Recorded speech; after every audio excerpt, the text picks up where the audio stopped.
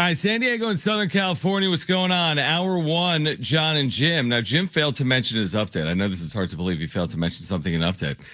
He buried the lead. We have Monday Night Football tonight, and that's very challenging for us because I was anticipating a 4-hour show. I feel like we had enough to talk about. Oh, man. But they're taking some of our time away because the Raiders and Cowboys will meet again in this massive showdown, middle of November, with nothing on the line, as they'll meet tonight at 5:15 p.m. So the show's going to end at 5:15. Do you want to podcast the final 45 minutes? I think we should go to our bosses and ask if we can just do the show until 6 p.m. and podcast that as like a special little feature for people. Or we could do that. We could just keep it here and do the play-by-play of Raiders and Cowboys from the studio. Or, even though that's probably illegal. Or we could leave the studio at 5:15 on the dot and just see you tomorrow. I think that's what we're going to do because honestly, 5:15, I think we have enough time to cover this weekend sports news. And then we do have Cowboys Raiders for you coming up at 5:15. We'll get to the big Padres news that Jim did share during the update. Kyle Hart will be back in 2026. So, look out, LA. In terms of what the Padres have done this offseason. Do you think Andrew Friedman, when he saw that news drop across his desk this morning, thought to himself, we better make some moves right now? Like flipped over his desk. I can't believe they signed Kyle freaking Hart. It actually reminds me, there was a day last year, and I actually specifically remember where I was. I think I was in Logan, Utah for Utah State, San Diego State traveling. And that was the day that the Padres signed Tyler Wade to a 1-year major league deal for $675,000. You were on the air solo for a 4-hour show. It was a Friday. It was cold. It was November. It was like dark early. I just remember tuning in at like 5 p.m. Pacific, and you were talking about Tyler Wade and trying to make it pretend like it mattered. It wasn't Tyler Wade. It was not Tyler Wade? I think it might have been Tyler I think it was Wade. Tyler Wade. I'm serious. There was another show. Yeah. Right after they signed Connor Joe. Yeah, I do remember that. That was even worse. And that was awful because I had 4 hours. 4 hours for a radio show is ridiculous. 4 hours talking about Connor Joe and I think Jason Hayward. Yeah, there were a couple of those days last offseason. Actually, the last 2 off seasons. I mean, again, this Kyle Hart thing, we'll get into it coming up, is like kind of how I expect their offseason to go. Like, am I expecting them to go sign Dylan Cease to a 7-year deal? No. Am I expecting them to go out and make a $100 million commitment? No. I'm expecting on the edges stuff. Minor trade, minor move. By the way, Hot Stove's kind of a little lit right now because Josh Naylor over the weekend signed a long-term deal with the Seattle Mariners. How much did he get? I didn't see a number, but it was a multi-year deal. I think it was like a 5 or 6 year deal. Yeah. My guess is probably in the $100 million range. And reports were that he was their number one priority in the offseason. For anybody out there that thought that Josh Naylor could have been an option for the Padres is an idiot. He can flat out hit. But it's a little lit. I'm surprised that a big name like Josh Naylor signed this early. Yeah, when are the winter meetings? It's middle of December, I'm guessing. Yeah, second week of December. Second week of December, okay. Yeah, so coming. Yeah, I mean, it's a little lit. I mean, teams can go out and make moves right now. There's no waiting here. There's no hey, we got to wait till the winter meetings. They can sign anybody they want right now. Yeah, we'll get into the Padres offseason needs coming up. I do want to start with what we saw play out this weekend at Snapdragon Stadium in the rain.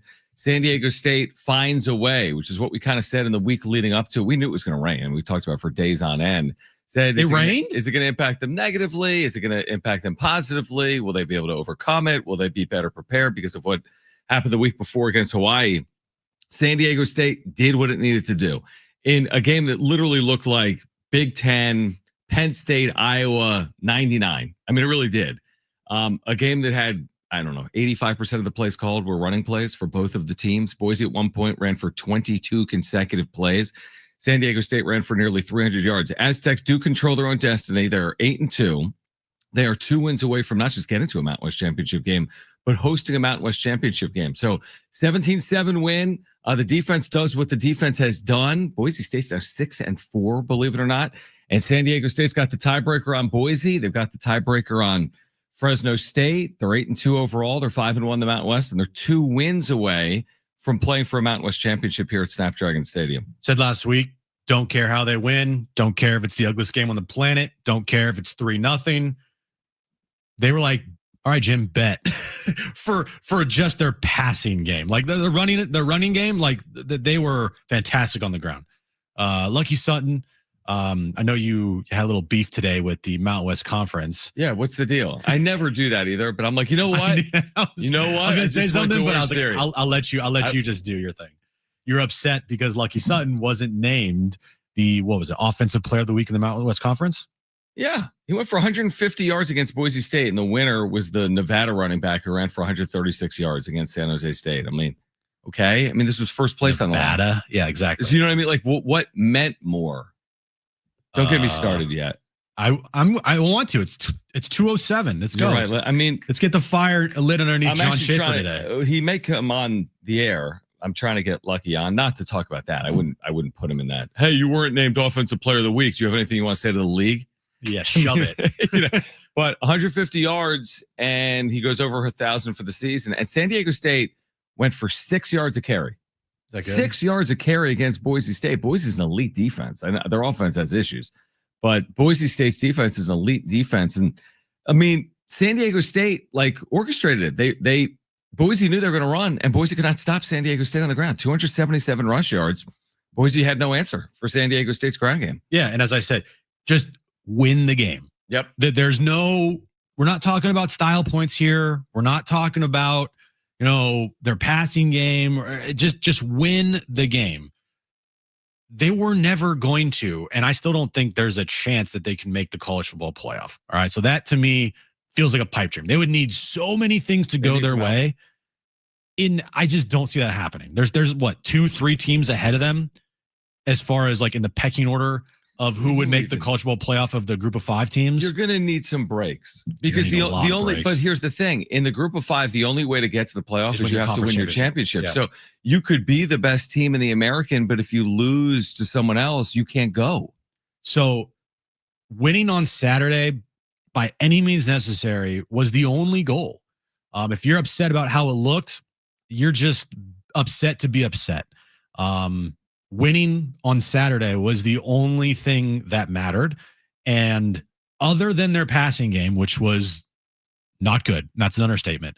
Everything else, they attempted 10 passes. Their defense, their running game, special teams, making a field goal in that weather from 40-something yards, 48 yards to kind of put the game away there. It just overall just a really solid win, and to be undefeated at home so far this year, be in the driver's seat for the Mountain West Conference, to host the title game here at Snapdragon Stadium. I mean, what else could you ask for if you're an Aztecs fan right now? Yeah, no, this won't be easy. Jordan Napier goes down with a lower body injury in that game, and that's massively impactful. He's been the focal point of their offense all year long, so that's a massive injury that San Diego State. We'll see if they have to overcome it or not. There's no update on his status, but San Diego State closes a 1-point home favorite against Boise State and won 17-7. San Diego State heading into the year was coming off a game they lost in Boise last year by 32 points that they trailed 28-0 in the first quarter in. And this year they respond in a big way. It was raining. I mean, both teams had to deal with the elements. I mean, if you weren't running the ball first, you were absolutely foolish in that game. If you were going to try to throw it 30 times in that game, then you would have been asking to lose. If they would have thrown the ball 30 times, either team, that team was destined to lose. They had 10 pass attempts in the game for a reason. You know what it reminded me of? It reminded me of the 2019 NFC title game between the Niners and the Packers. I'm sure you remember that game vividly. When I was watching, I'm like, this is Niners-Packers 2019. I say this because in that game, the 49ers were running the football all over the Green Bay Packers to the point where Jimmy Garoppolo, I think, threw the ball 8 times in that game. Is that right? If you go back and look at that box score, it was, Raheem Mostert, he rushed for over 200 yards. The point I'm making is when you have something that's working, do it. You continue to do it. You don't say, you know what, let's go away from what's working for us and let's throw the football. No, they were averaging how many yards per carry? Over 6. So when you're averaging over 6 yards per carry on the ground and you have as many weapons as you do in that running back, room, you run the football all day long until they stop you. And guess what? They didn't stop them. So I go back to just winning the game by any means necessary, regardless of how it looked. And look, their rushing attack on Saturday, it was working. And I applaud Sean Lewis for realizing that Jane Denegal just obviously didn't have it, and putting him in situations to throw the football would have been a disaster. Yeah, I honestly, like, I don't even think it had anything to do with Denegal not having it, and more to do with it was pouring, and Boise's defense, especially their secondary, is elite. Like, how are you going to win the game? Did anyone go into that game saying, if San Diego State can air this out and throw it 35 times, nobody said that. In fact, this is one of the rare examples of what we said all week is accurate. Everyone says it's going to be ground and pound, run first, conditions, slick field. The team that runs it better is going to win the game. That's actually what happened. Their offensive line stepped up. Their running back stepped up. Their defense stepped up. And I mean, look, it wasn't the prettiest of games. If you like to see a 45-40 shootout or a quarterback throw for 400 yards, that wasn't the game for you. But at the end of the day, it's about winning and losing in that specific game. And that's all that mattered. Going forward now, controlling their destiny in the Mountain West Conference to host the Mountain West Conference title game. I don't know what else you'd ask for if you're an Aztec fan. 8-2, San Jose State for senior night on Saturday night, and hopefully you get a chance to get out there. Final chance of the regular season to see the Aztecs. Hopefully better weather, and we do have 2 tickets to give away for that game, and we'll do it coming up. We'll hear from Sean Lewis on the other side as well. What Sean Lewis had to say about where San Diego State currently fits in the Mountain West Conference. You'll hear from Sean Lewis on the other side, plus more on the Padres offseason plans, including the re-signing of Kyle Hart today to a 1-year deal. This is Jon Jim, San Diego Sports 760, and live on the iHeartRadio app.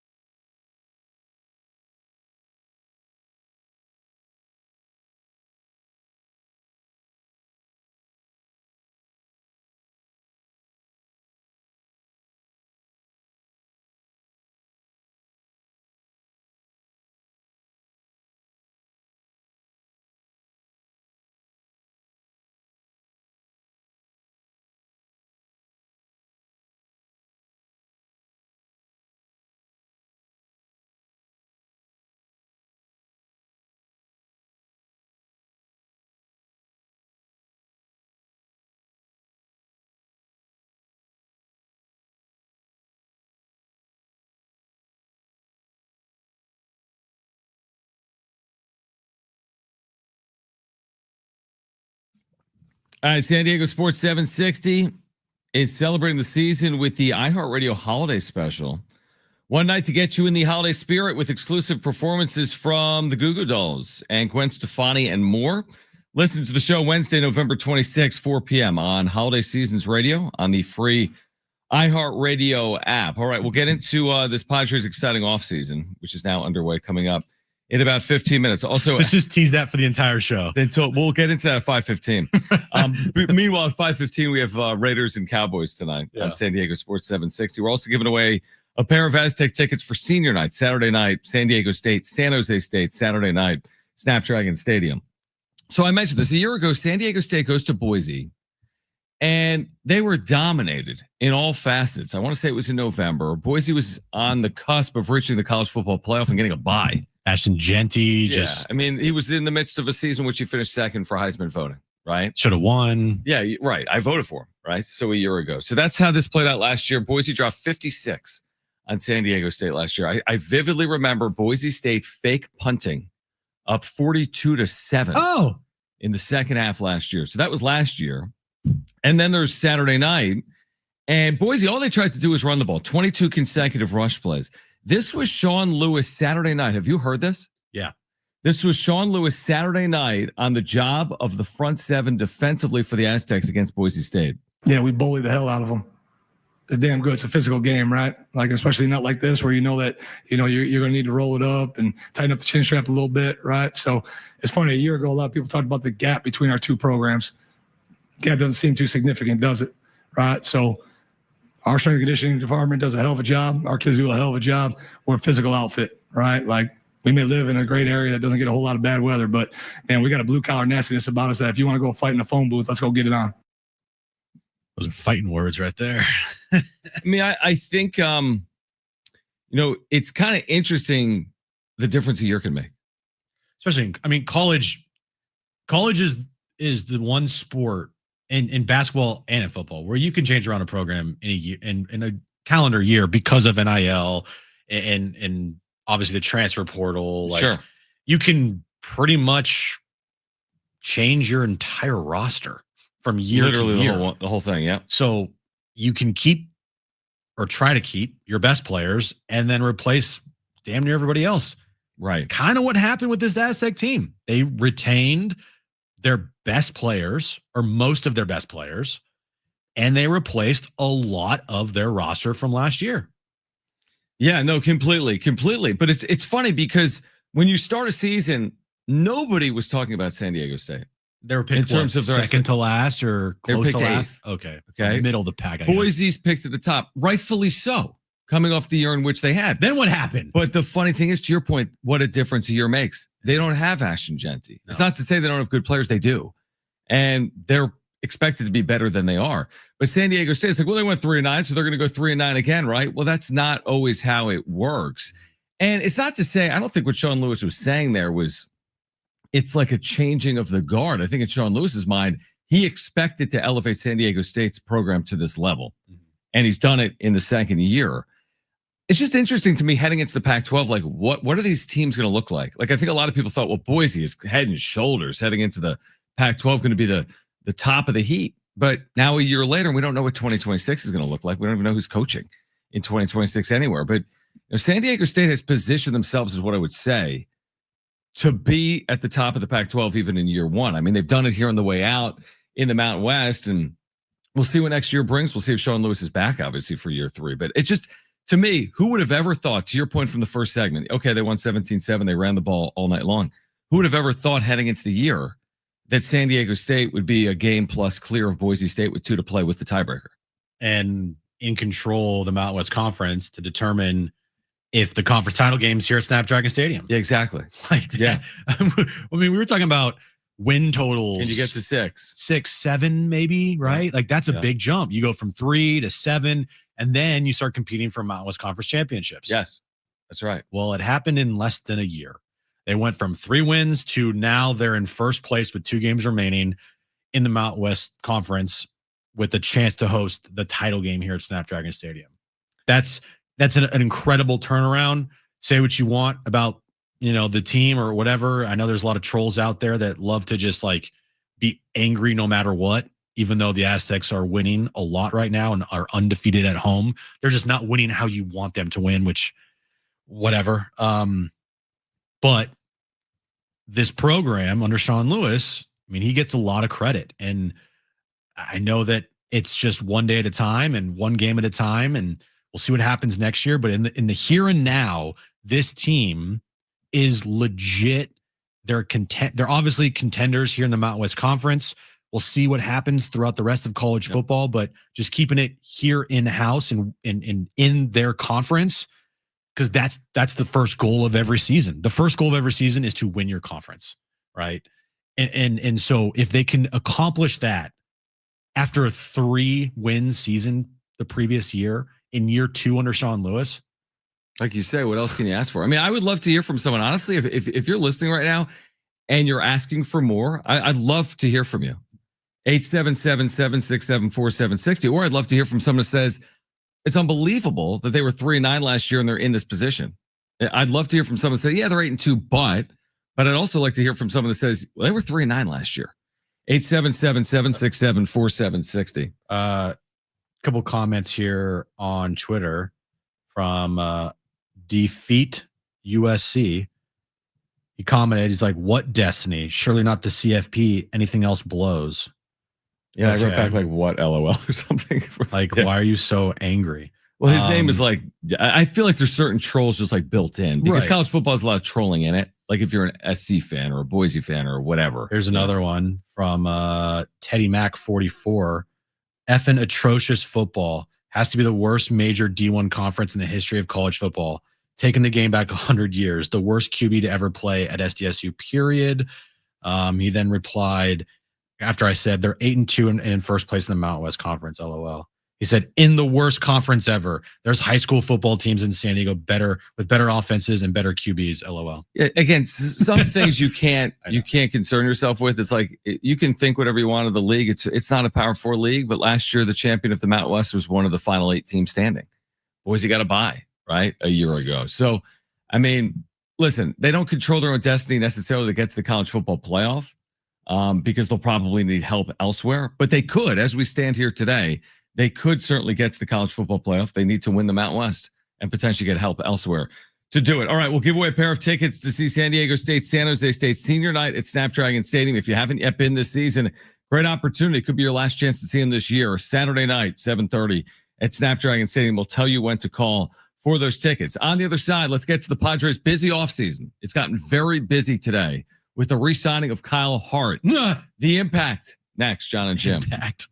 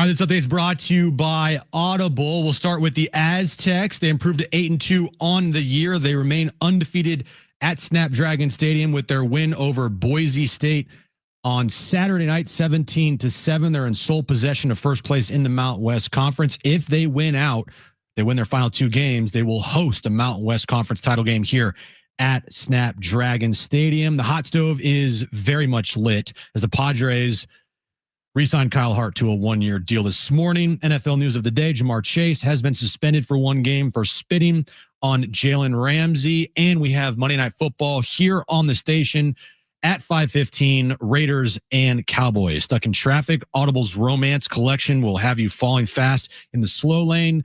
Satisfy every side of you with best-selling modern rom-coms, the hottest romantic series, and anticipated new releases. Start listening free when you sign up for a 30-day trial at audible.com.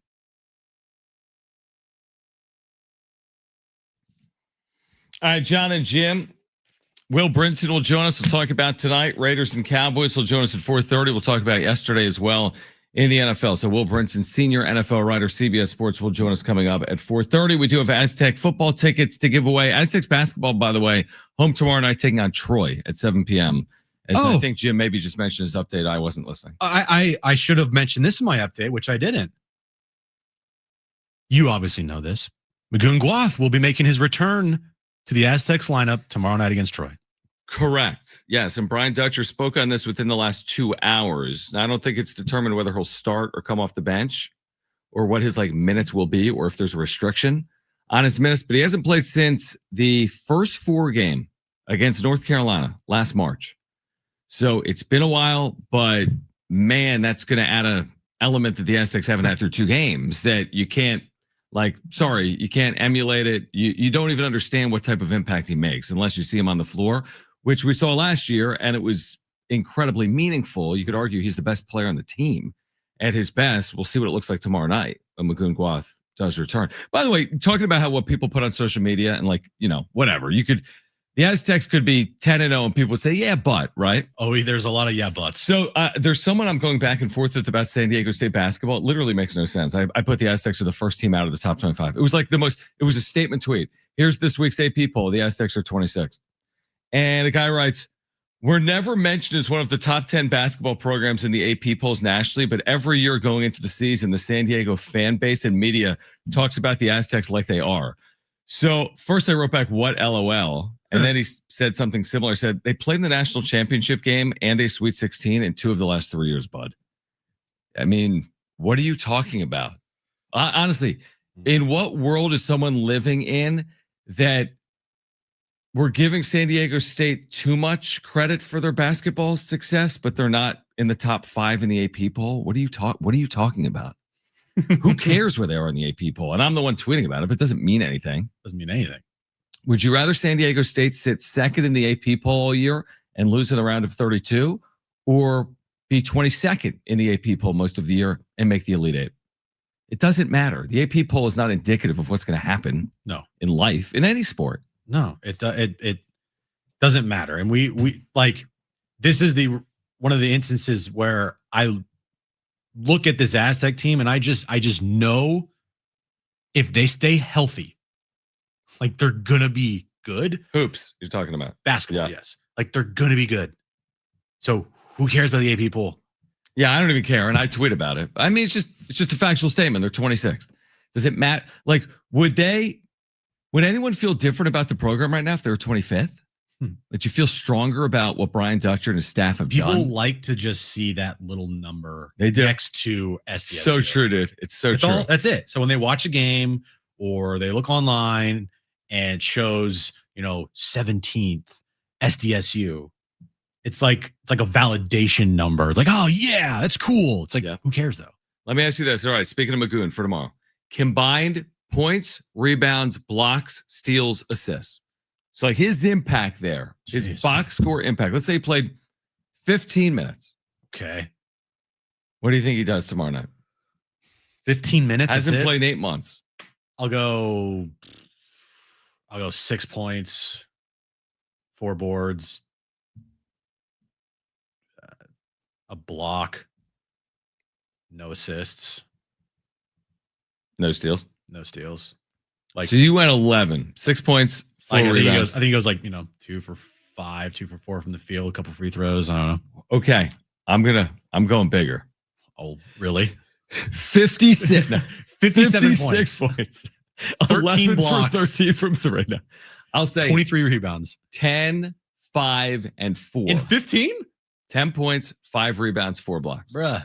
I know. Now all of a sudden, if he scores like 4 points, it'd be like, you're right. I mean, maybe he plays more than 15 minutes, but I would guess he'd play between like 15 and 20 minutes, wouldn't you? He hasn't played in 8 months. How about this? Doesn't matter what he does. Oh, here we go. It's just like the 8 people. Doesn't matter what he does. Yeah, but you still want to see what he looks like. The only thing that matters is he's back out there healthy. I would agree with that. Now watch, the first play of the game when he's in there is going to be like a backdoor screen alley-oop dunk or something. I want an and 1-3, his first play. Step back and 1-3. Yeah. Pull a Wemby, like some massive 2 dribbles. No, some massive block on the defensive end, gets the ball, dribbles up himself, takes a couple does a couple moves, step back 3 from the wing, foul and 1. Well, there's a 4-point play. Here, I'll give you something that maybe is unfair. Is like the expectations for Magoon tomorrow. If people are like, "Oh my gosh, we haven't seen him in a year," You say he's going to score 10 points in like 12 minutes. 10 points isn't like 60. I'm not asking for like Wilt Chamberlain hold up the 100 sign. But still, you got to score like basically 10 a point a minute in 15 minutes is not some unheard of total. These guys have 10 points in like 29, 30 minutes. Listen, we'll revisit this on Wednesday. Okay. Or Tuesday night. I mean, 10 points is not. It's not impossible. It's not impossible, but you're like, hey, in like 7 minutes, he's going to score 15 points. I'm like, dude, Michaels, the impossible has happened. He's got 10 points on 3 of 5 shooting. Or it's like 2 of 2 from the line. It's not like Shedeur Sanders yesterday against all odds, completing a 3rd and 10 pass. We got to get into that later in the show. Yeah, I'm happy to do it. Josina Anderson, woof. What happened there? You want to talk about it now? Yeah. You didn't see this? I did. I think I did, but I don't know if I realized it was Josina Anderson that had to do with it. Josina Anderson, had a legendary, and I mean legendary tweet, just like Twitter. Yeah. Okay. Tweets, no, plural tweets yesterday about Shedeur Sanders. If you didn't think that Shedeur and Dion had people, in the media, just look at Josina Anderson's Twitter feed. Man, she was carrying that family's water like no other. It was incredible, honestly. The things she was saying, twisting herself into like against all odds. Well, he did nothing, right? He was 4 of 16 with an interception. No, he was awful. He was atrocious. 4 of 16, 47 yards and interception. And in a loss. It was bad. And let me just pull it up here. QBR of 2. It wasn't good. His QBR was 2. It wasn't good. But yeah, Josina Anderson, probably the Hall of Fame of just some of the worst tweets you'll ever see in your entire life. The one that caught my eye, that caught a lot of people's eyes and ratioed her into oblivion. She posted a video of a 3rd and 10. Yeah. In the 4th quarter with 1:50 to play. Yeah, I saw it. He completes a check down to Jerry Jeudy with nobody in his face. Jerry Jeudy then does all the work to get the first down, breaks like 7 tackles, and Josina Anderson tweets with the video attached, here was the against all odds 3rd and 10 completion by Shedeur Sanders under 2 minutes. And everyone's like, dude, what are you talking about? Was she serious? Oh, she was serious. She was serious. Because she continued to keep tweeting. She kept digging. And she was digging and digging and digging. And one of her biggest things was that Shedeur Sanders, the reason why he was awful is because he didn't get any first team reps. She also said this, Shedeur Sanders had 2 catches that should have been caught in the last few plays, but huge credit to blah, blah, blah, blah, blah. And then she goes, here's a look at this is great. The no first team reps 25-yard chunk completion by Shedeur Sanders. Like, what? Huh? And then she goes to this. Shedeur Sanders, with hardly any first team reps this season, throws a pick. Yeah, but what do the first team reps have to do with it in any regard? Like, there's other quarterbacks that have to come off the. Mac Jones didn't get first team reps when Brock Purdy was playing. LeBron wants to know if this chick can do press for Bronny. Yeah, she is She was amazing as far as her press goes. Someone do a wellness check on Josina Anderson. She replied, let's not have a preparation reps head coach who believes you are the starter comparison conversation right now.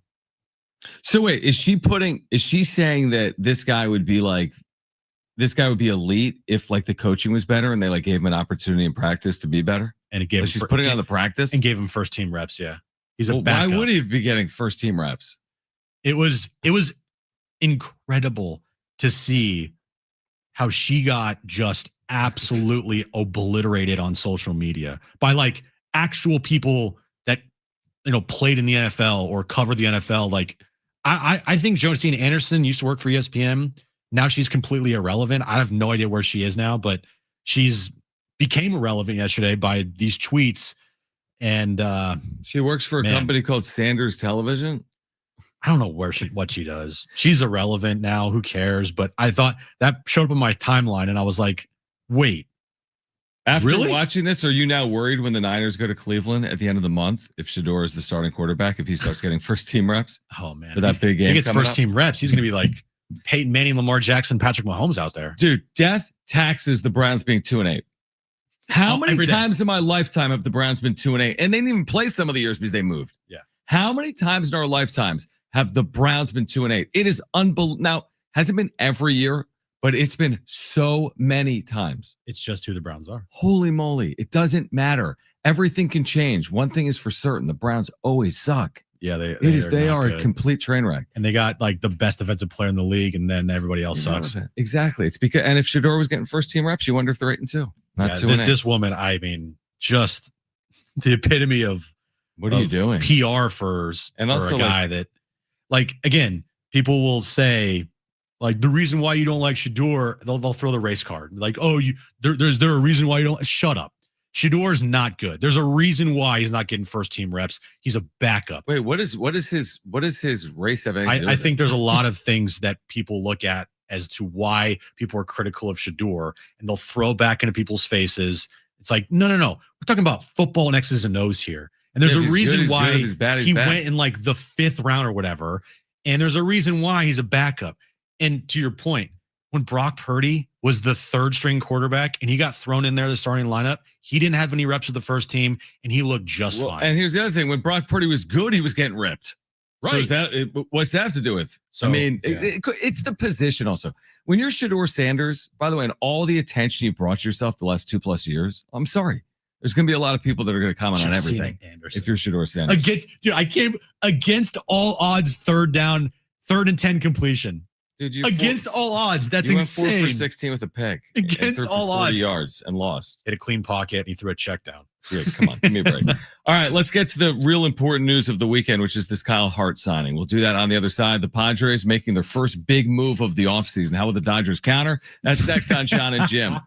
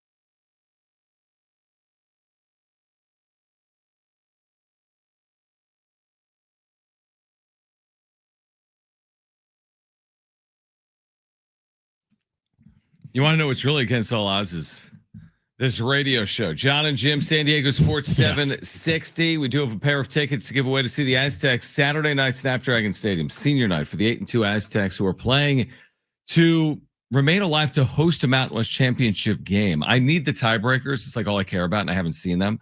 I need to know if San Diego State can clinch a spot in the title game with a win on Saturday.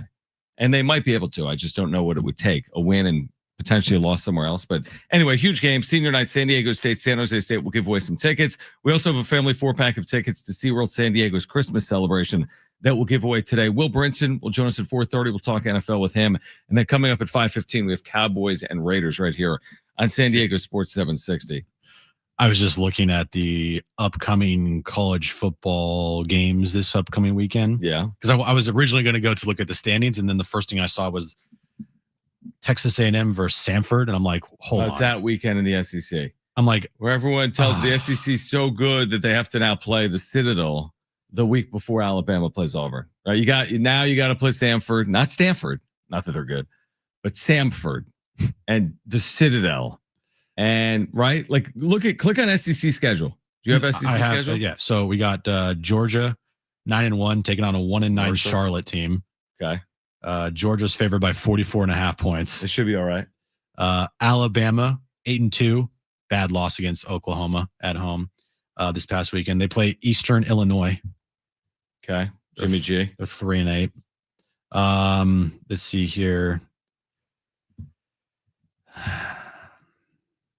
Those are like the big, and then Ohio State plays Rutgers, but that's a Big Ten matchup. No, hold on. I wanted to know who's playing in the SEC. Yeah, okay. Mercer is playing at Auburn. Coastal Carolina is playing at South Carolina. Western Kentucky is playing at LSU. It's all ending because they're playing an additional conference game next year. But this, for whatever reason, the week before the final week, we need tune-ups to get ready for the final week. So Texas A&M 10-0.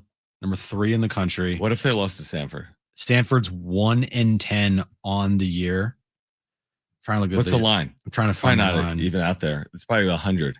I don't think the line's actually out there. I don't think it is either. Yeah, I don't think they have a line for this game. Yeah, because they're not losing.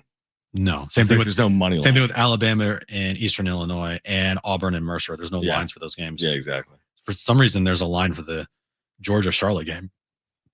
Because Charlotte's actually FBS. That's right. Yeah, but they are 1-9. Yeah. What a joke. What a joke. What a joke. The whole thing, is it not bizarre that here's the thing. I like the playoff, but it's not a playoff like we all like in professional sports or even in March Madness. We like the NFL playoffs because it seems reasonable in our heads that it's based on record. You win the NFC West, you go to the playoffs. Right? You win the AFC West, you go to the playoffs. But it's so different in college football where now we're going to argue for 3 weeks about, Ole Miss is 8-3, but they played a tougher schedule than 9-2 Michigan. It's hard to know what really matters. It's all perception. It's all narrative driven. It's so much different than, again, a professional sport or even March Madness. It's what even matter? How they determine who is in or out of the playoff. It's we're just making it up. We're just making it up as we go.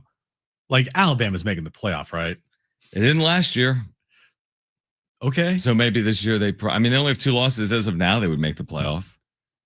If they don't make the playoff for a second straight year, Kalen DeBoer will be fired, correct? Probably. Yeah, probably true. Even though he won 16 in a row at Alabama, dating back to last year. Was that what it was? I think it was. It can't be right because they're 8-2 this year. Oh, wait. I don't remember. Yeah.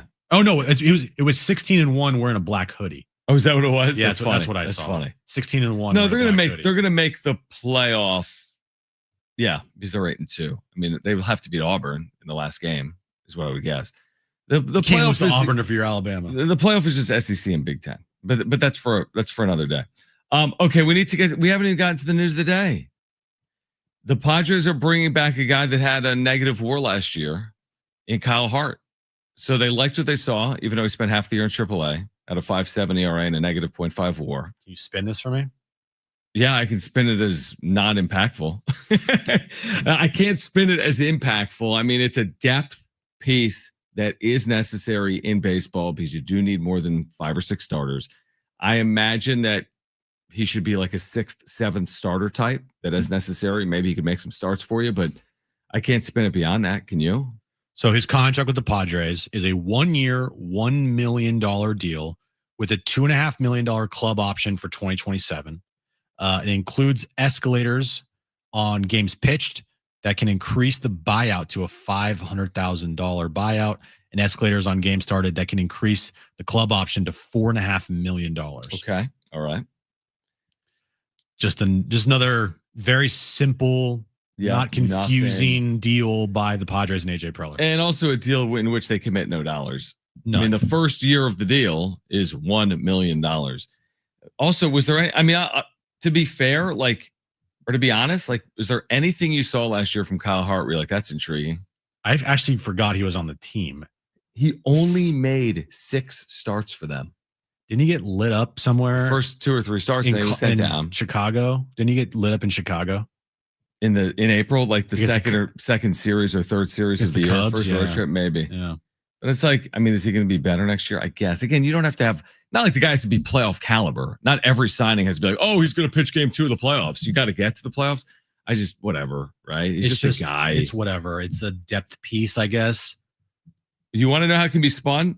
Let me find Talking Friars account. Oh, he spun it. Let me see how it was spun. This is how you spin it. Yeah, come on, Josina Anderson. This is how you spin it. Pavetta, Musgrove, Vasquez, Sears, Hart, Waldron, let's ride. I mean, he had to be laughing. Are you serious? There's no way you're serious, that? Ben. You're not serious, Ben, bro. text us. We know you're listening. You're and not if someone serious. is listening that knows Ben, tag him. You're not serious. He'll listen back. Did he write that 6 hours ago? So you're sitting there at 9 a.m. Pacific. You're like, got some like Fruit Loops in front of you. Fruit Loops. Settling in for breakfast. Can you imagine? I can envision Ben Fadden sitting there like at his dinner table. His mom brings over the Fruit Loops, and she's like, "Here you go, son." And then he's like, refresh. Oh, he's got the notifications. Oh, that's right. Hard. Welcome back to San Diego, Kyle. We've signed left-handed pitcher Kyle Hart to a 1-year contract through the 2026 season. On cue. Let's see. Oh, yeah. I thought he honestly was. That's where I give you credit, Ben. He says he was being sarcastic. I actually thought he was. Yeah. I mean, how could you be serious with that? I mean, it was funny. It's like, let's ride. I do like one of the first comments to his post that said, "Yeah, that's right off the nearest cliff." I mean, to be fair to Preller and the Padres, it's November. So this isn't their finished rotation. I'll react to their rotation once it exists. You know what I mean? Like this, I don't like this, nor do Padres fans to start the year, but the year's not starting. Is what I would say. Is they can still make moves. Nobody's saying this is their actual rotation. If this was their actual rotation, we got problems. They have serious problems. We got some problems here, guys. I mean, they really do. They need to anchor the rotation with something significant, is what I would say. Pavetta's great. He's coming off a great year.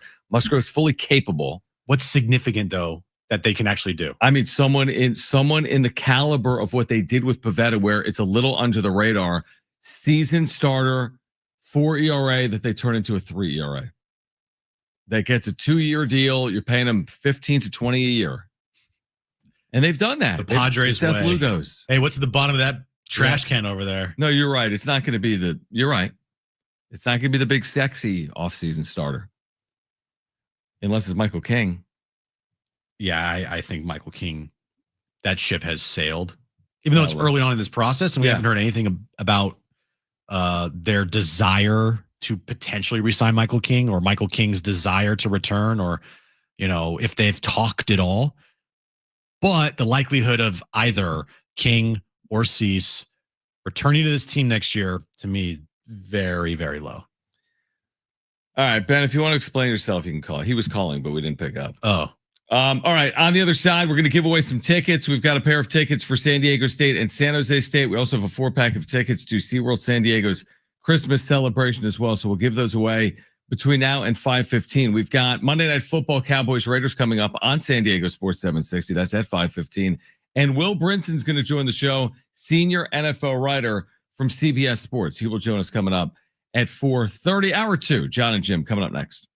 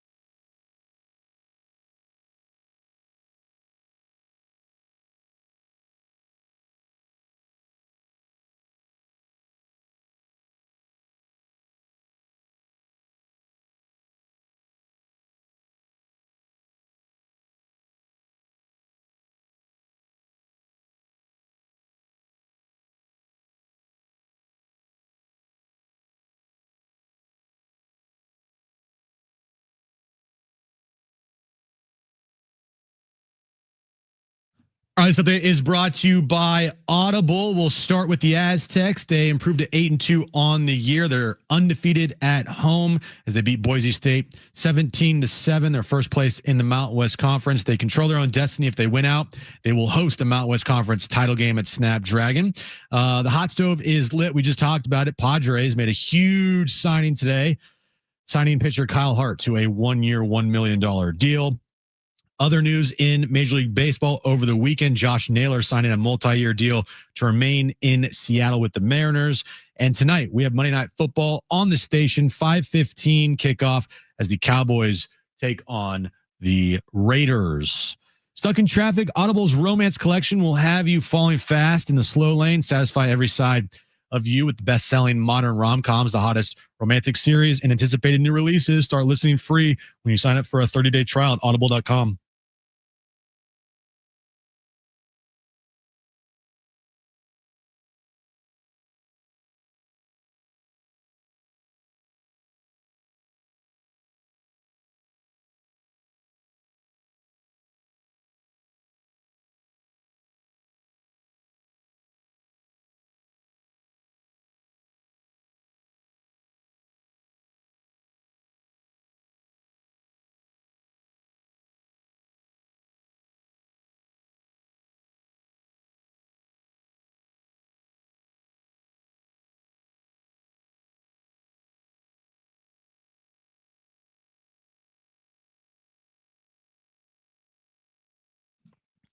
All right, San Diego and Southern California, what's going on? This is hour 2 of Jon and Jim here until 5:15. Phone lines are open, by the way.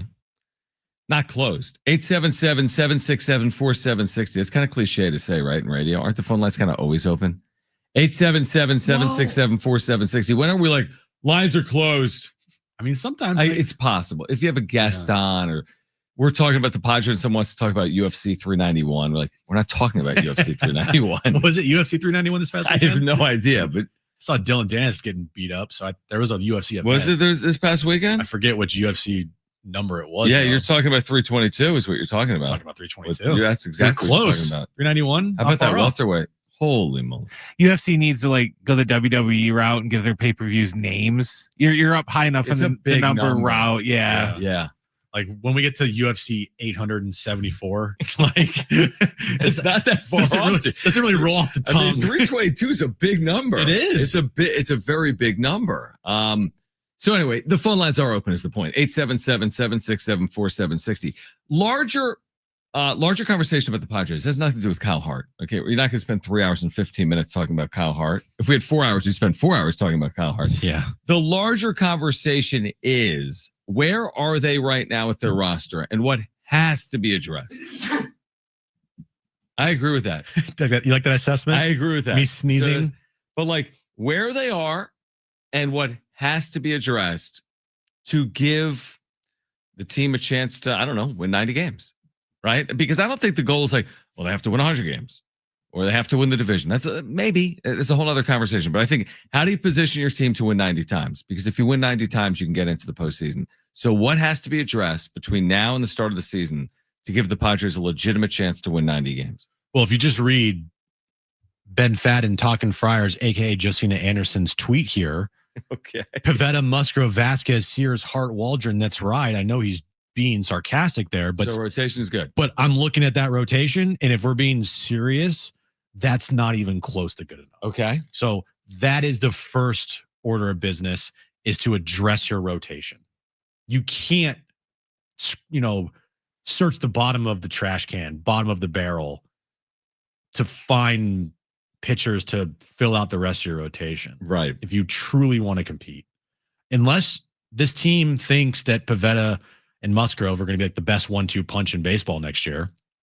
Does this team think Pivetta and Miller are the best 1-2 punch in baseball? Does this team think Pivetta and Morejon are the best 1-2 punch in baseball? I mean, we'll find out. We'll see what AJ says the winter meetings, because I feel like at the winter meetings, those questions might be asked, should be asked. Hey, with your plans of the winter meetings revolving your rotation, Does that involve you moving one of your bullpen pieces to the starting rotation that would change how you view this winter meetings? I think personally, from what they said, even at the GM meetings and maybe even during the Craig Stammen press conference or in those side interviews, I think one reliever will be given a chance to start for the Padres in 2026. I don't know who it is. And I'm not saying they're going to throw 180 innings. They won't. But I do think there is probably an appetite for a number of reasons, including payroll, to quote unquote stretch out a reliever. You know, is it Mason Miller? What are the advantages and disadvantages? Is it AJ Morejon? He's a free agent at the end of 2026. What are the advantages and disadvantages? But I do think, and maybe there's a third I'm missing. Is there someone else that could be stretched out in their bullpen? It's not going to be Jeremiah Estrada. So let's say Miller and Morejon are the most likely candidates. I would be very surprised if it was both, but I would also be surprised if neither was like quote unquote converted or given that opportunity. Yeah, I think Mason Miller to me kind of seems like the obvious. Yeah, I agree. Even then, man, I have my questions about it. Yep. Hopefully they know what they're doing. Good point. And hopefully they make the right move if they were to convert Miller or Morejon to the rotation. That can backfire in 2 seconds, obviously. Yeah. And then you lose your best weapon out of the bullpen and probably the best weapon in all of baseball. Yeah, I mean, Miller is so dynamic. The way he pitched, obviously, after the deadline proved his value, obviously. And there's no way he can be a starter and pump in 104 consistently through 25 to 30 starts a year. No, you're right. No, not immediately, not in 2026. You'd be years away from that possibility. Like he could be living around 99, 100. Yeah. But what makes him special is he goes max velocity for one inning. We saw it last year with the Padres. The A's, not so much, but just specifically with the Padres, dude was unhittable. Like literally unhittable.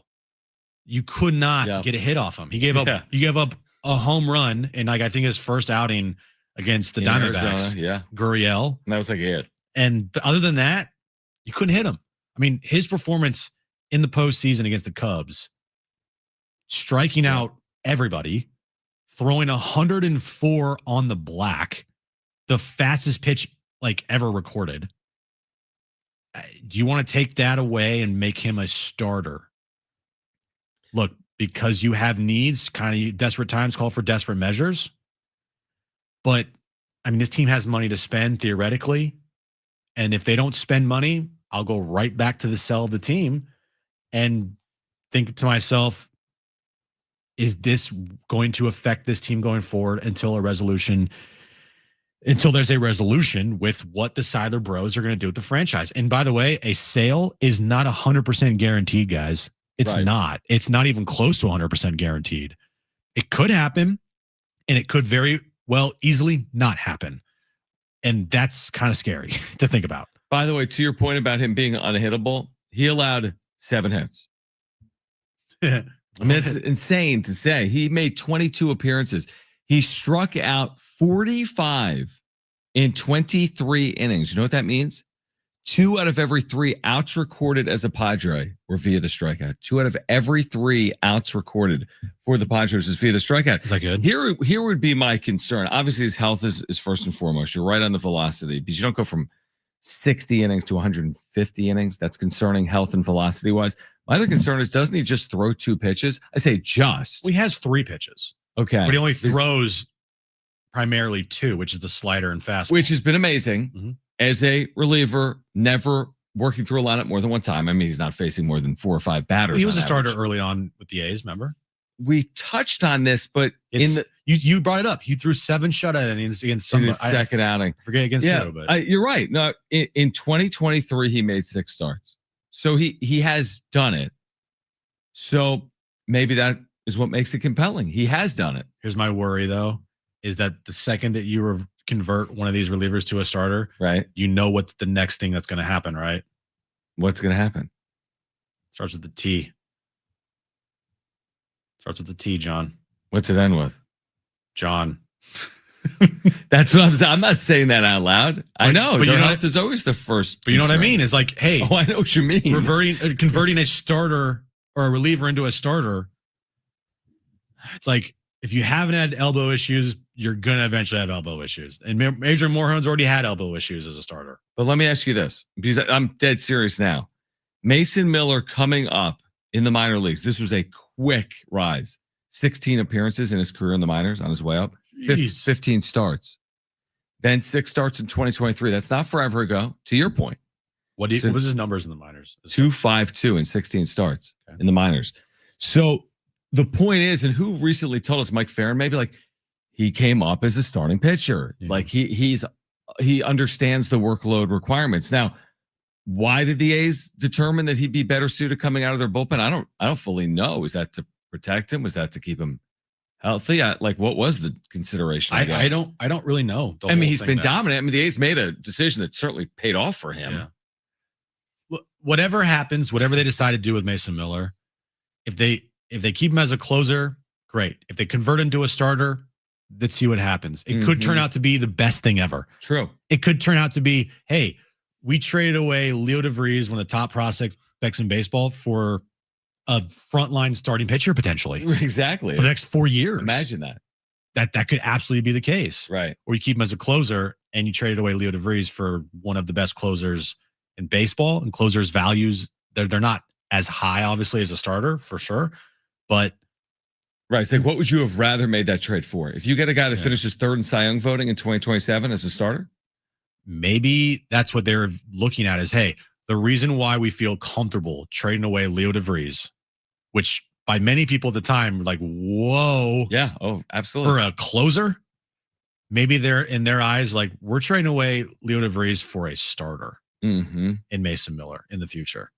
And maybe that's the case. And if it works out, awesome. If it doesn't work out, then we'll be like, yeah, we told you so. But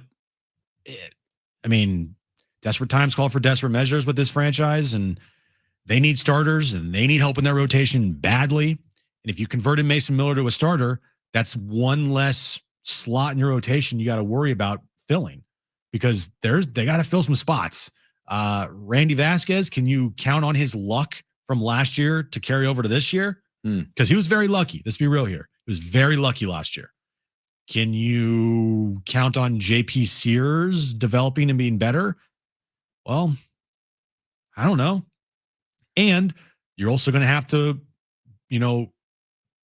be careful with how you handle Joe. And is Pivetta going to take a step back? Is he going to be the same pitcher he was this past year? Like, there's a lot of questions there. And if you move Mason Miller to the rotation, that's one less, I guess, question you have in that rotation.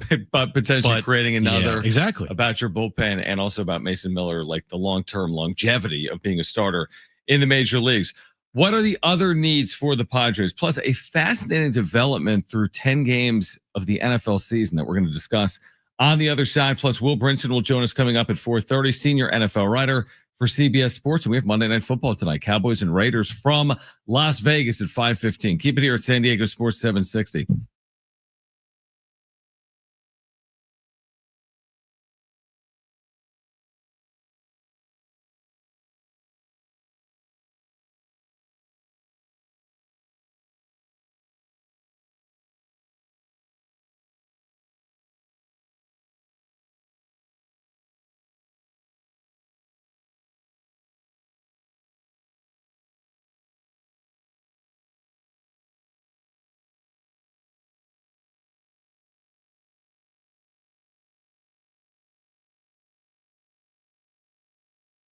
All right, hey guys, it is Jon and Jim again for our friends over at the all-new Jamul Casino Resort. The Players Place now open, the hotel and spa at Jamul. It is the next level of luxury. You can treat yourself to a stunning new stay, rooftop relaxation, indulgent spa treatments. All the thrills of Jamul Casino Resort now all in one unforgettable destination. And savor San Diego's ultimate endless dining experience at Jamul 23, from their world-famous lobster brunch served every morning to the luxurious VIP endless dining experience each evening. Indulge in chef-curated specialties, fresh seafood, prime cuts, and decadent desserts, all with stunning panoramic views. You're going to love the spa. You can check it out. It's open now. You can unwind in style, experience pure relaxation, indulgent treatments, serene spaces, and a retreat designed to refresh your body and mind. Only at Jamul Casino Resort, the Players Place.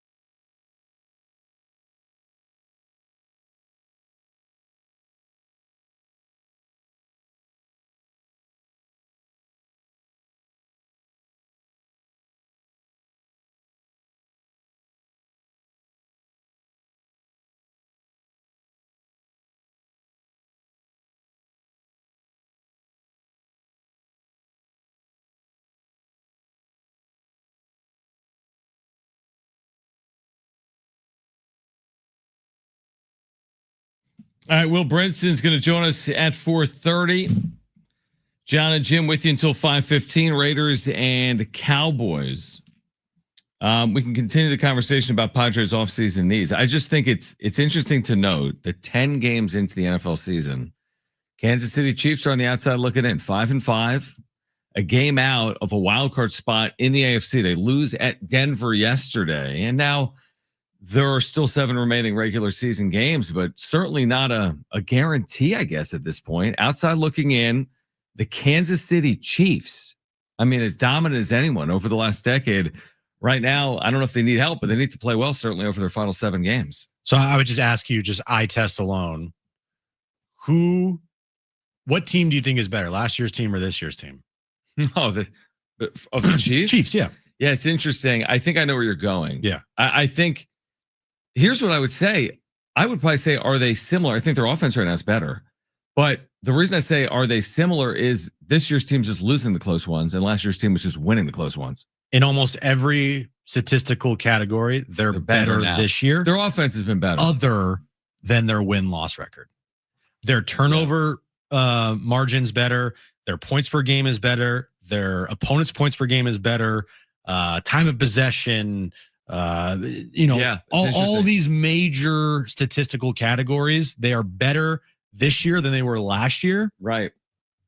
But this year they're 0-5 in one-score games, and last year they were 11-0. Yes. And that is the difference. That's insane. And that's a big reason why last year's team got curb stomped in the Super Bowl, is because the one-score, victory statistic. Yep. That thing could blow up in your face any second, any game. Like, it's almost like a luck thing when you look at winning games by 1 score. Yeah, definitely.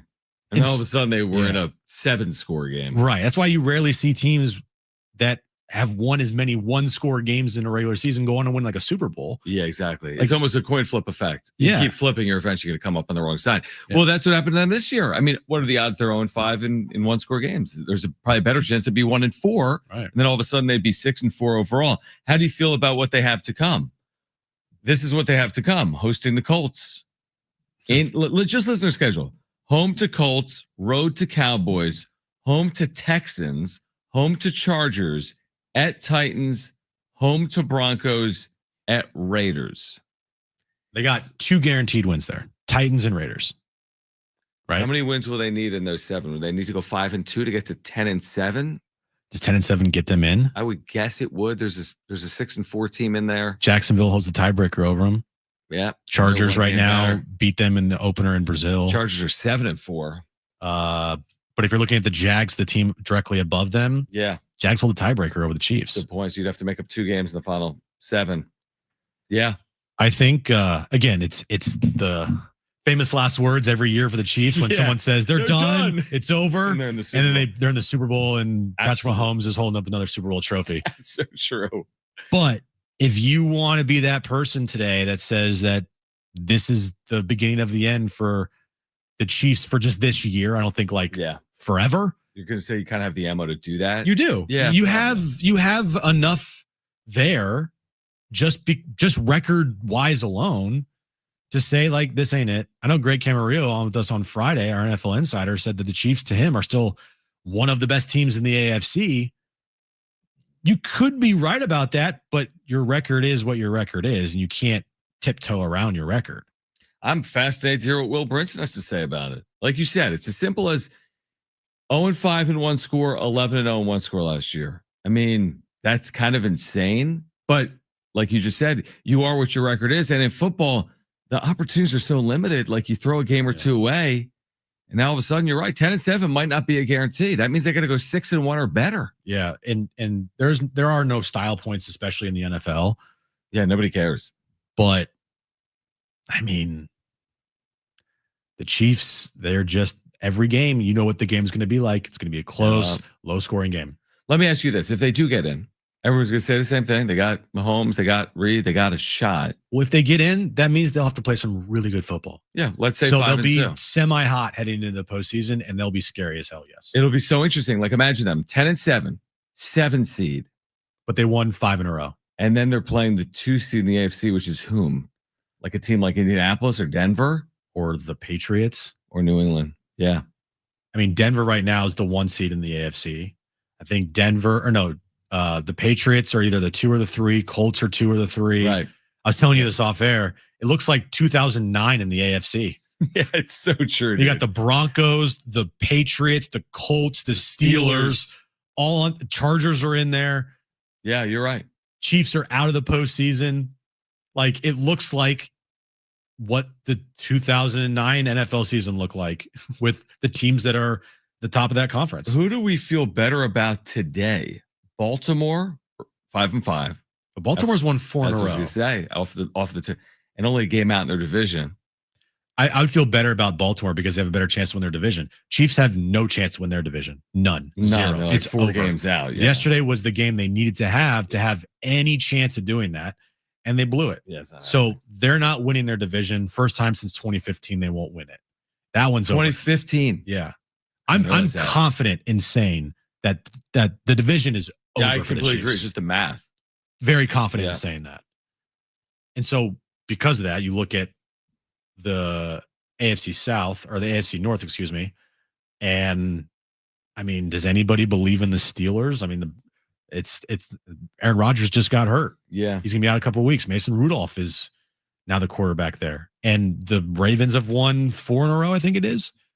I don't know if it's 4 in a row or 3 in a row, but you're right. I mean, the Steelers, you know what's gonna happen. They're going like they have Lamar back. Steelers are going 9-8.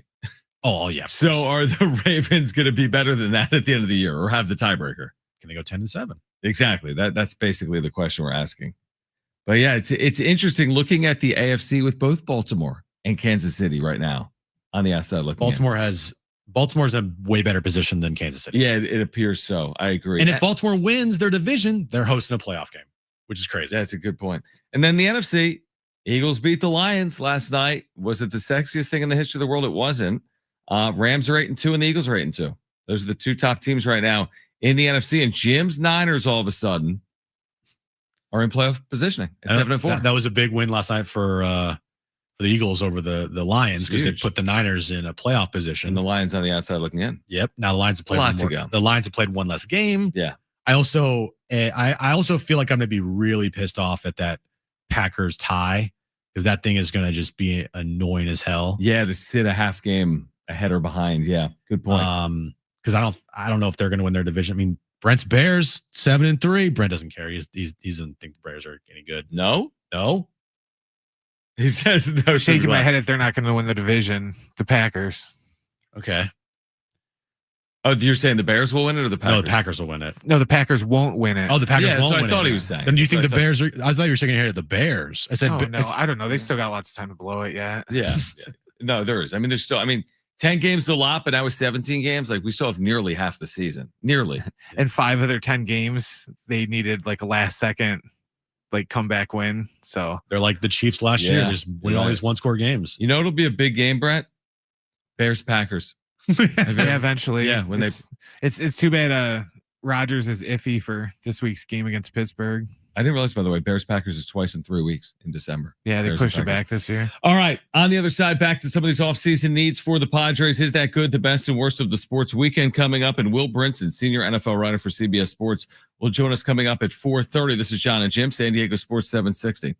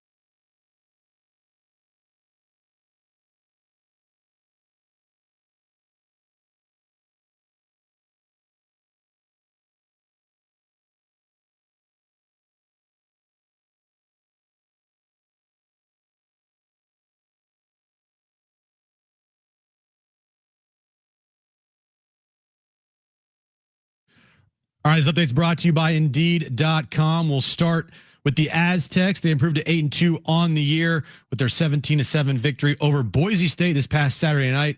They're atop the Mountain West Conference, alone in first place. If they win out, they will host the Mountain West Conference title game at Snapdragon Stadium. The hot stove is very much lit for the Padres, as today they signed Kyle Hart to a 1-year deal. And NFL news of the day, Jamar Chase has been suspended for 1 game for spitting on Jalen Ramsey. He's going to appeal that suspension. And tonight we have Monday Night Football here on the station. The Cowboys are in Las Vegas to take on the Raiders. That game will start, and you can listen starting at 5:15. When you're trying to find quality candidates, all the searching, screening, and interviewing can become a job itself. You need Indeed, the all-in-one platform that makes it easy to interview, screen, and hire quality people. Visit Indeed.com/credit.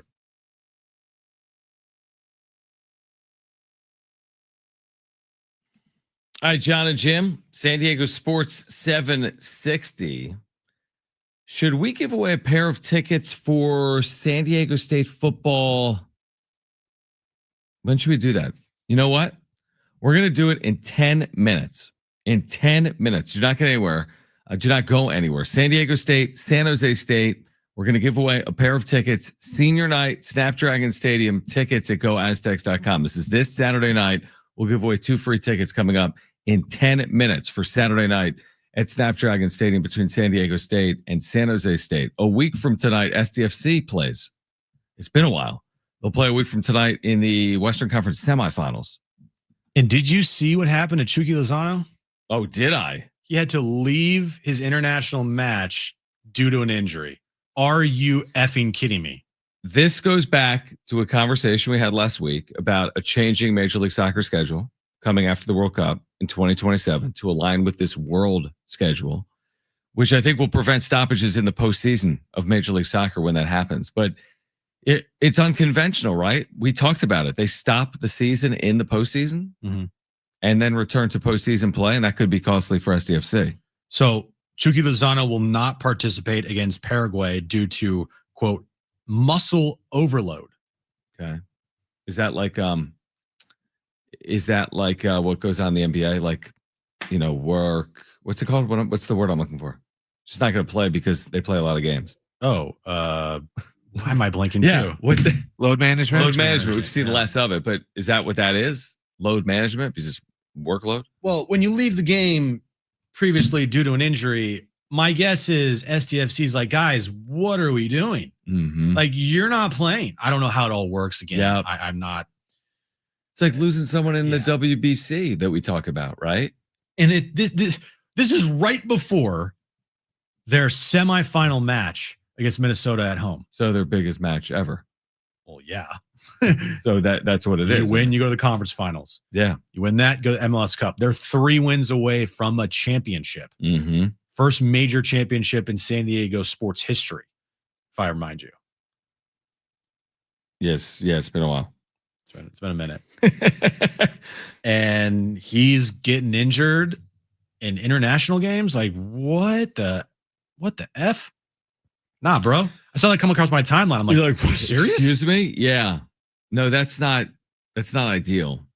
Not ideal. Yeah, what is? I wonder. I'd be livid, dude. And what also isn't ideal, because we've had these conversations with guests from SDFC, like Tyler Heaps, is like he even admitted as much. He's like, it's a long time between matches. Yeah, so like what you've done previously, like that's a lot of time. And now I guess it's both ways. I mean, your opponent has had a similar amount of time off to get ready for this, but it seems like too much time just from my seat to be off for 15 days. It seems like a lot of time to me between matches. I'd rather be off your feet for 15 days than go out there and play for your international team. Well, that's a whole nother thing. And potentially get injured like Chucky, did right here. Yeah, that's a good point. Like, I get it. What's more important? You could argue international play, MLS. Yeah, I don't know enough. Yeah. But if I am just, Tyler Heaps and Mikey Vares and Tom Penn, and I work for SDFC, this is not something I like, because their sole focus is on SDFC, their club, not on international play. No, you're right. Who are we rooting for, by the way, in the other matches in the quarterfinals, essentially? I want to see a SDFC LAFC? LAFC matchup here at Snapdragon Stadium in the conference finals for a chance to go to the MLS Cup. That Here's would the other be thing. insane. Here's the other thing we're rooting for. Correct me if I'm wrong. I think we're rooting for NYCFC as the 5 seed to beat Philadelphia, the top seed, not just because Philadelphia's the top seed and has had as good of a year as anyone, but because then it keeps Snapdragon Stadium in play for an MLS Cup. Because if Philadelphia wins, Snapdragon's no longer in play. No. Because the 1 moves on and the 2 and 3, someone's going to win that. Yeah. And any of the 1, 2, 3 would host. But if the 5 in the East gets to the MLS Cup, then if SDFC is in the MLS Cup, it would be in San Diego. What if SDFC played Philadelphia? I might have to cover that game. Yes, Aaron. Yes, that's right. I know Aaron's a big. Aaron's a big Philadelphia. So are you telling me you would? Are you telling me? Yeah. What's the name of the Philadelphia team? No clue, dude. Philly FC. You're like breaking down like the back line for SDFC. And you don't know the name of the teams in the league. Okay, this is great. Oh boy. How many of these you have it in teams? front of you? I know the team. I'm Philadelphia Union, dude. Oh, so, Live okay. a little. That's like not knowing Ohio live a State's little? the Buckeyes. Live a little. Ohio How State. many of the teams do you know their name? Like 7, probably. Honestly. I kind of want to do this. Fine, do it. Okay, let's quickly do it. Austin, FC, LA, FC, and Galaxy, Charlotte. pass. Okay, FC. Don't overthink some of these. What's Dallas? FC, FC Dallas. or FC Dallas. Yeah. What's Montreal? Canadians. Just their name is Montreal. That's it. Okay. Atlanta, FC. United. Oh, United. Sorry. Chicago, FC. Fire. DC, FC. United, you idiot. Miami.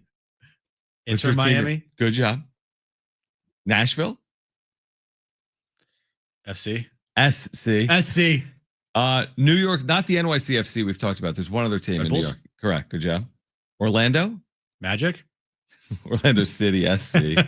But anyway, the point is you only are going to get about 30%. It's of United, these right. FC, SC, or it's challenging when I say it this way. Houston, Dynamo.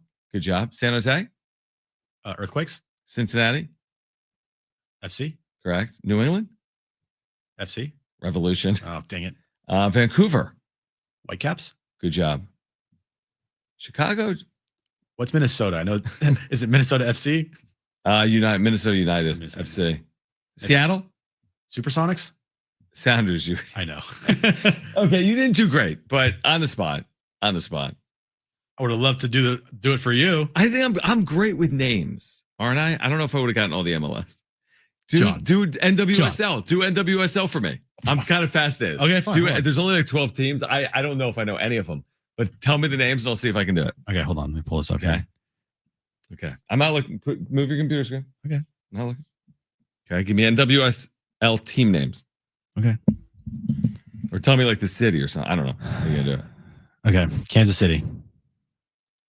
it? Current. Are you serious? I see. I know stuff. I'm not looking, dude. Washington.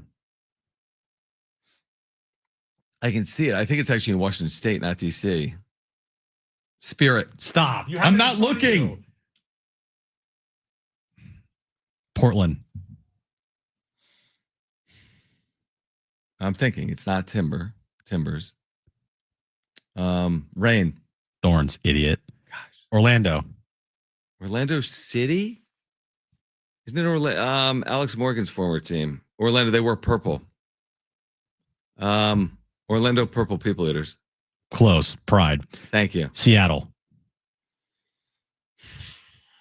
Storm. No, it's WNBA. Rain. Rain. I said rain earlier for Portland. San Diego. Yeah, wave. Louisville. Don't tell me. I'm serious. Oh man, I can see it, dude. If something kind of cool. Okay. It's cool. Man. Dreamers. Racing. Oh, that's right. Uh, I wouldn't have gotten that. the New York team. Gotham FC. Very cool name. I'm getting more than you would have on this. 100%. Right. Yes, you were shocked my first. Tip. Yes, I would have named like 2. Yeah. North Carolina. I see. I already said current. Courage. Jeez. Houston. Dash. What the? Angel. Oh, the Angel. That's the Angel City. Yeah, Yeah, LA. it's LA I gave it away. Yeah. Utah. That's tough. They're newer. They're brand new. And they're not the hockey team's the Mammoth? Utah. I don't know Utah. Royals. Okay, I wouldn't have gotten that. I have Are there any no- others? Bay? Team in the Bay Area? No, this is a weird name. They're just called Bay. There's no team called Bay, dude. Is there a team called Bay? Yes. Okay. And do you have any others? Bay Football Club. Okay. Chicago. I don't know. Stars. Okay. You did very well. I got like 4 or 5. I would honestly, if we did 2. WNBA, I think I would get them all. But that's for another day. All right. We promised you Aztec tickets. You're like shocked by this. San Diego State against San Jose State Spartans. If you want 2 free tickets, to the Aztecs and Spartans Saturday night, senior night, Snapdragon Stadium. Call right now. Caller 7. You've got 2 free tickets. 877-767-4760. That was scintillating radio. 877-767-4760. Caller 7. 2 free tickets to see the Aztecs. Senior night, massive game, a chance to get to 6-1 in the Mountain West. Call right now. If you want those tickets, tickets are available, by the way. GoAztecs.com. Call right now. If you want those tickets, we'll get to Is That Good? The best and worst of the sports weekend coming up next. Jon and Jim.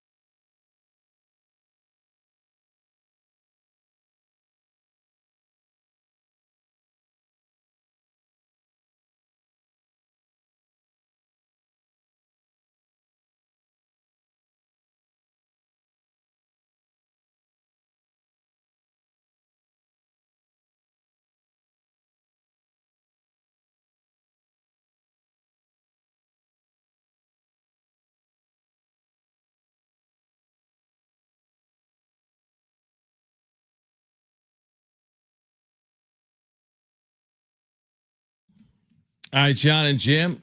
The wrap coming up 4 p.m. Will Brinson coming up 4:30. Monday Night Football coming up 5:15. All right, so here until 5:15, we also have that 4-pack of tickets to SeaWorld San Diego's Christmas celebration. That's underway now. If you guys want to go together, Okay. we could do that this holiday season. SeaWorld. Sure, let's do it. What's going on right now through January 4th? We can see belugas and the penguins. Can you handle it? You're not going to chicken out like the Halloween one? I'm not chickening out. No, I'm not belugaing out. I don't think I'll be able to make it. We could go tonight. We can go maybe Next week. Yeah, no. Okay. What was I going to say? Let's get to this. Is that good? Wilcox, snapper, Huber, holder, from 29 yards away. Oh, he missed it badly. Kick on the way. Boswell. That's a winner. The good and bad from the sports weekend. So even though against all odds, Shedeur Sanders completed a couple passes. 4 for 16, 47 yards, an interception, Yeah, that pick. 2 sacks. It's all because he didn't have any reps with the first team, John. QBR of 2. Brent, is that good? No, he's not good. Are you kidding me? Not great. And then, Next time. Yeah, next time. Next time. He'll be better next time. Next time. What do you got? Lucky Sutton, San Diego State tailback, waiting his turn last year behind Marquez Cooper, is over 1,000 yards for the season. He had 150 yards against Boise State. He's the 20th all-time Aztec football player to go over 1,000 yards in a season. He's had an amazing year. He really has. Is his amazing year good? It is good. 150 against Boise State's impressive. That's not the easiest thing in the world to do, but that's what Lucky Sutton did Saturday night. Magoon Guath Yeah. is going to return tomorrow night for the Aztecs against Troy. Don't know if he's going to be the starter, but he will return. Brian Dutcher said that this morning. Brian, is that good? It is good. Yeah, big time addition, obviously. No matter how long he plays in his first game, no matter what he looks like, he changes a game at both ends. I mean, it's really unbelievable what he can do at both ends of the floor. Kyle Hart back on a 1-year deal with an option for a second year. What was his stats last year? He had a 5.86 in 20 games, 6 starts, a negative .5 WAR. Lifetime ERA in the big leagues is over 7. Huh. Nice. I don't even know what I'm asking. Does he still think they have a shot at the division? Oh yeah, wasn't he talking about like Yeah. we're coming for him? Like you're coming for That who? was Kyle Hart? Yeah, that's Kyle Hart. Oh my We're gosh. coming for them. You are? Or you got a 5.380 ERA. dude. We? The only thing that's coming for you is the unemployment line. Yeah, it's like February, dude. You just got here. You're going back to Korea to try to win another Dong Award. Did he win the Dong in 2023? Oh, did he win the Dong Award? He did win the Dong. Yeah. And they just signed another guy who won the Dong, right? Yeah. They got multiple Dong Award winners. Who's the other guy that just won the Dong? I forget. Anyway. Or no, they didn't sign him. He was Cody Ponce. Cody Ponce. Cody He was Ponce. linked to them because Jeff Passan said this was like the move that's The going to bring him big over the move. top. Yeah, the big move. All right. Anyways, is that good? No, he's not good. Are you kidding me? Hey, maybe he'll be better. Seriously, maybe he'll be better, but how much better? Half WAR guy, maybe, Oh, a half war. in an ideal situation. Maybe he'll get a half war. What else you got? Do you want me to go good or bad? Like, Don't do it. You could do it. Steph Curry. Steph Curry. Over the weekend, I guess, was it last week? I don't know what it was. All I right. think it was over the I weekend. just want to talk about Steph Curry, all right? I know you do. In 2 games against the Spurs, I think it was last week, put up 46 and 49, tying Michael Jordan's record for most 40-point games after the age of 35. Or no, at the age of 30, sorry, with 44, tying Michael Jordan. Is that Okay. good? Did they win? They did. They won both games. Both games? Close Okay. games. Close games. It is good. Tied Michael Jordan's record for most 40-point games after the age of 30 in his career at 44. Yeah, but there's a caveat. What's the caveat? Michael Jordan didn't play for 2 years Okay. and retired relatively early I'll compared to today's players like Great. LeBron. I don't see LeBron on any of these lists. Give him. Wait, what's the number again? He's done? What? I wasn't even listening. He's got the most 40-point games since age 30. 44. And LeBron has less than that? LeBron Since is age 30? way below that. Since age 30. Interesting. Way below that. Okay. Well, then Steph is clearly the best basketball player in the history of the sport. Now that he has that, Bro, he's better than that. he's good. He's great. It's Steph Curry. He's great. All right, I'll give you one more, and then I think you have a bonus one. I do have a On bonus the other one. side. My last one is the Chiefs are 5-5. Is that good? It's good for the rest of the NFL. Get some new fresh meat I in mean, there. dude, if you're Josh Allen, if you're Buffalo, and you somehow have a postseason where Kansas City's not in it, But what you don't want to happen if you're Buffalo, if you're the 2 seed and the Chiefs are the 7 seed, you're facing the Chiefs in round great 1. Point. I hadn't thought about that. No, thank you. I hadn't thought about that. Just like I'm also thinking about the future right now with the potential of the Eagles facing the Niners in the first round, which is a very big possibility. That would be like a, what are you saying? Like 2-7 2-7? matchup. 3-6? Yeah. 2-7, 3-6. Absolutely. Who's more likely to be the one? Philly or LA? Rams or Eagles? They're both 8-2. Probably Eagles because they have the tiebreaker over the Rams. Yeah, good point. They have a tiebreaker. Yeah. What's your bonus one? Are you okay? No. Wemby is going to miss multiple weeks due to a calf injury. Is that good? I told you. This is the thing. Are you kidding me? This is why you said Air Force is going undefeated with Wemby. Yes, I did. Because the thing is, and it's a fun conversation, but he could like miss time because if he's going to play every day on this undefeated Air Force team, they're going to need to play like 35 minutes a game. Yeah, but he's also not playing against like Steph Curry every night. It's true. But if he missed time at Air Force, would Air Force still go undefeated? No, they wouldn't. No chance. Well, of course they wouldn't. But with him, Yes, with him, they're undefeated. do you think he would play through this if he was at Air Force and the team was undefeated? They were 4-0 right now. Tears his Achilles. Jeez. So he's going to miss multiple weeks? Yeah, with calf injury. I can't deal with that, man. This guy's taking the you league can't. by storm, specifically right now, this year. That's been Wemby's biggest problem so far. He I can't stay know. healthy. Now the blood clot in his shoulder was like a unforeseen thing. Was that a freak thing? Like, Yeah, freak thing. But still, when you're that big, that lanky, like, I don't know, man. Can you stay fully healthy? That's the biggest question. well, let me answer it. No, because it's No. only the third year he's been in the NBA and he missed 46 games last year. Yeah. Maybe instead of doing kung fu, he should hang out with Chet Holmgren because I didn't think there's Chet- any way he could stay healthy, But and Chet for the most missed a part, lot he of- has. No, he missed a lot of time, didn't he, last year? Chet Last had a broken bone. Yeah, last year he did. But it's a good point from Brian. But overall, Chet's though. played, yeah, they both. Yeah, I didn't think Chet would be a good NBA player. I didn't either. I didn't He's- either. He's fine. Now, is he Victor Wembanyama? No. chance. But nobody is. He's not Sean Bradley either, though. Good, he's better than that. Yeah. Exactly. You're right. He's good. but I he's not, love like, me some great. Wemby, dude. I know you do. He's like I your favorite do. player of all time. I don't understand. Wemby, though, is Otani Angels. It's like he had 50, 50, and 50 in like a 100-99 loss. He does everything. The game that the game last week, it was a cup game. So it was a Friday night. Cup game. Stop. Yeah. You know, it was Spurs Warriors. It was an insane game. I was texting you and you're like, I don't Well, care. like what? Like, huh? Like, dude, let me. There was a sequence at the end of the game where I saw that. there's like under a minute left.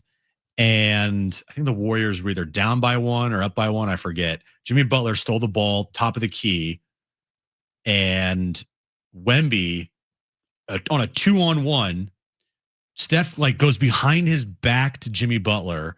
Wemby's like facing the opposite direction, turns his hips, and then blocks Jimmy Butler in one of the most insane blocks you'll ever see. I saw that. It was like, Saw it was like, what the hell just happened? It was incredible. He'll make 2 or 3 or 4 of those incredible plays every game. Every game. Yeah. Because of his size and his length. And it's just incredible. There's some, you sent me some like Getty images or just like photos from like Steph Curry shooting a 3 over Victor Wembanyama. And it truly looks like it's a photoshopped image. It looks like Victor Wembanyama is twice the size. It's ridiculous. Twice. I'm not kidding. And with his arm outreach like that, he basically probably is close to, he's 10 feet in the air. Like if Wemby wanted to, he could just easily like jump over Steph if Steph was just standing straight up.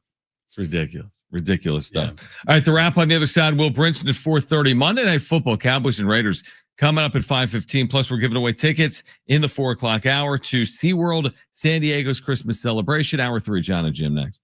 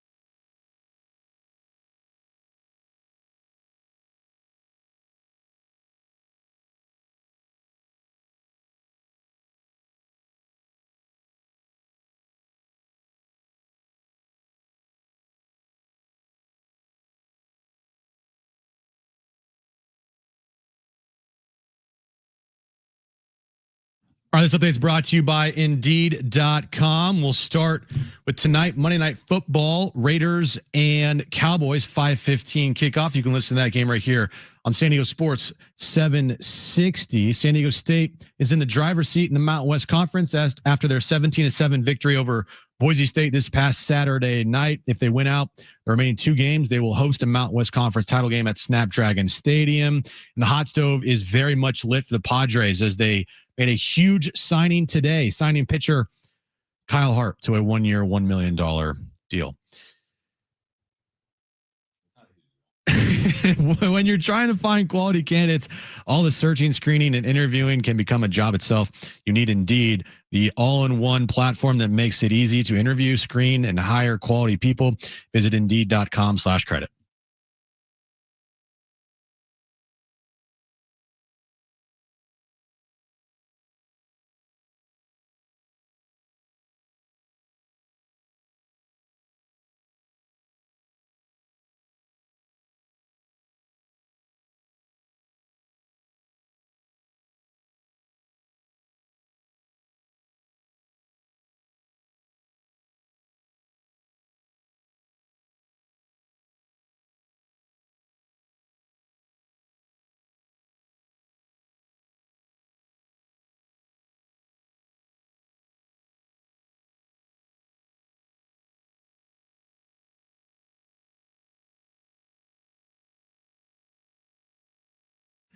All right, San Diego and Southern California, what's going on? This is hour 3 of Jon and Jim. We're with you for the next 75 minutes until 5:15. Cowboys and Raiders from Vegas, Allegiant Stadium on this Monday night. And we'll have that for you right here on San Diego Sports 760. A week from tonight, Aztecs in Vegas taking on the University of Michigan. San Diego State basketball against Michigan, Players Era.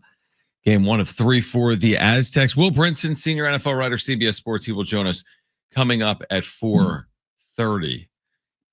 What you just showed me via tweet from Blake Harris, who covers the Dodgers. Can you we can play sound later in the show. There is sound of that. Yeah. Oh, I thought it was just who's I have no idea. Someone on ESPN LA saying something about Ohtani. I don't know. Okay, I'll put in the rundown. okay, we'll play it at we'll play it next segment. Okay, we're gonna hear it on the other side. Something about Shohei Ohtani and the Padres. Not Ohtani's linked to the Padres. No, like Shohei Ohtani related to the Padres. We'll share it with you coming up in about 15 He's minutes. like, what? They got Kyle Hart back? Get me over there. Kyle Hart, but also Ohtani's on the Ohtani's like, you know what? I gotta move. They just signed Kyle Hart. I need to go to the Padres. Exactly. Trade me now. All right, Will Brinson at 4:30, Monday Night Football at 5:15. Right now, the wrap. It's time for the wrap. Presented by Sombrero Mexican Food. Check out their website at sombreromex.com.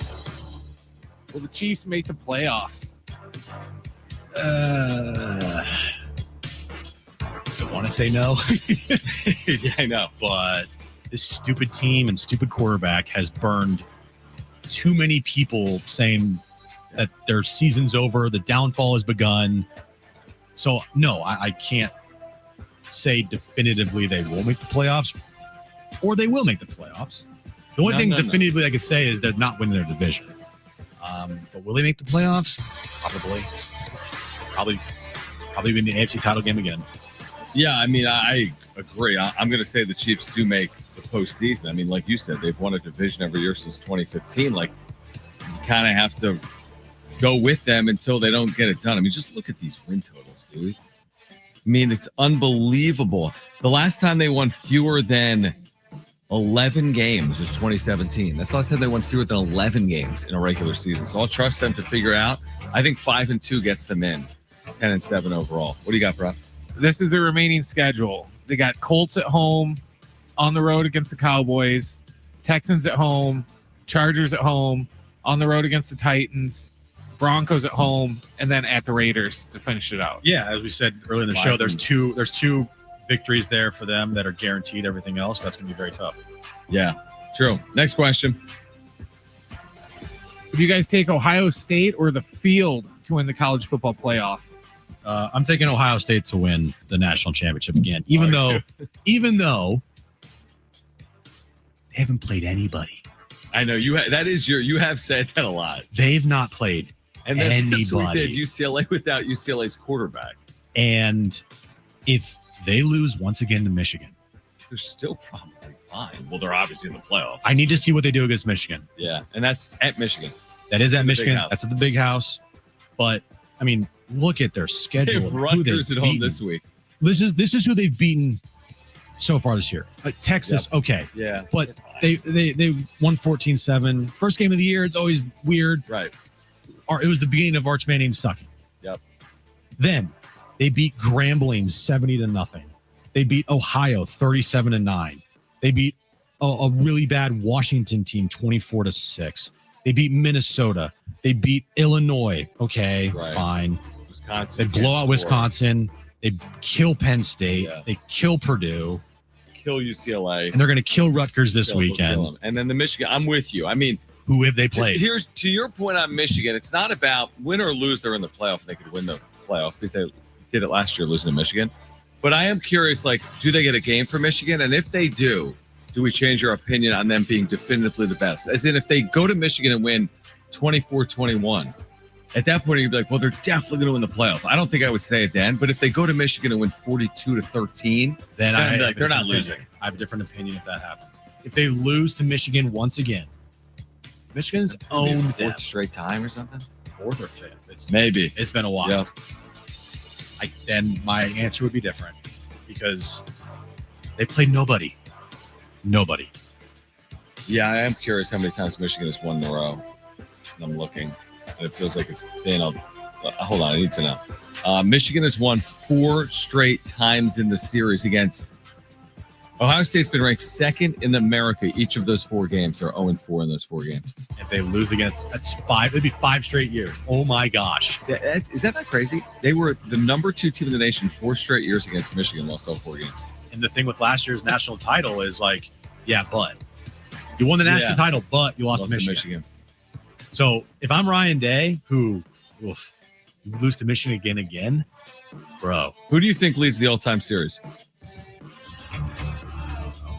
Ohio State. Michigan, convincingly 62-51. Wow. I know, that surprised me as well. But they've won 4 straight. Next question. Are the Chargers good? Well, their offensive line sucks. Justin Herbert threw for 80 yards against the Jaguars. And they were like, you're good. Once the game was out of hand, right? Yeah. Trey Lance, go in the game. You're good. We're fine. We're fine. Yeah. I think But their They weren't good offensive yesterday. line is awful. I don't like Greg Roman as an offensive coordinator at all. They used to be at the Niners for a while, right? I don't think they have enough weapons. Their defense is fine. They'll never have a home field ever, so it doesn't matter where they play. And they'll be on the road anyway in the playoffs, right? They're not winning that division. They're okay. They're fine. I think they finished 10-7. I haven't looked at this. They're 7-4, I think. I haven't looked at the last 6. I'll assume they go 10-7 and figure a way out to get into the postseason. But yeah, I don't think they're a contender at this point. They're okay. They're fine. Next Maybe question. a little less time with Madison Beer and a little more time like watching game film, Justin. Well, apparently this week. You're right. Next question. Even though I get it. Beer. Would you guys take San Diego State or the field to win the Mountain West? Like in football. You can go anywhere you want with it, honestly. Yeah, I mean, I guess that means the Mountain West championship game. Hey, they got to get there and beat it after winning. Take San Diego State to the field to win the Mountain West. I mean, I would take San Diego State. Football. We're talking football here. Football, because I think they've positioned themselves to basically, can they host this game? And if they host this game, they'll have a good chance to hopefully win the game. Yeah, even if they don't host a game, They still have a decent chance to win the game. they have a chance to be in it. I think with their win over Boise, I don't know what the percent chance of them just being in the Mountain West Conference Neither title do I. game is. But my feeling is it's pretty good. I think it is pretty good. Now, there's a scenario where if they were to lose one of these final 2 games and like Hawaii wins out, then the championship game is in Hawaii, right? I haven't seen all the scenarios, but I think you're right. Imagine that. I do think there's a world where San Diego State plays at Hawaii. I think there's a world where they play at New Mexico because those 2 teams play the final week. Mhm. So if New Mexico had the tiebreaker, you could have back-to-back games at New Mexico. There's a scenario that you're hosting one of those teams or hosting UNLV or maybe even at UNLV. I don't know. But the point is, with still 2 games remaining, I feel like there's a lot of possibilities. How do you not know every single scenario? I've been asking. I haven't gotten them. Come on, Jamie. Let's go. No, it's not on Jamie. It's on the league. Oh, okay. Come on, league. And I was already critical of the league earlier today, so I can't like double down on that. It wasn't critical. I just would have given the player of the week award to Lucky Sutton. But what were we saying? Yeah. Listen, if they win their next 2 games, they host the Mountain West Championship game. But that requires them to win their next 2 games to host the Mountain West Championship game. Yes, it would. Yeah. And if Jordan Napier's going to be out, I don't know if he is or isn't, but that's a big loss for the offense. So, yeah, now can you beat San Jose State at home? Yeah, you absolutely can. They need to.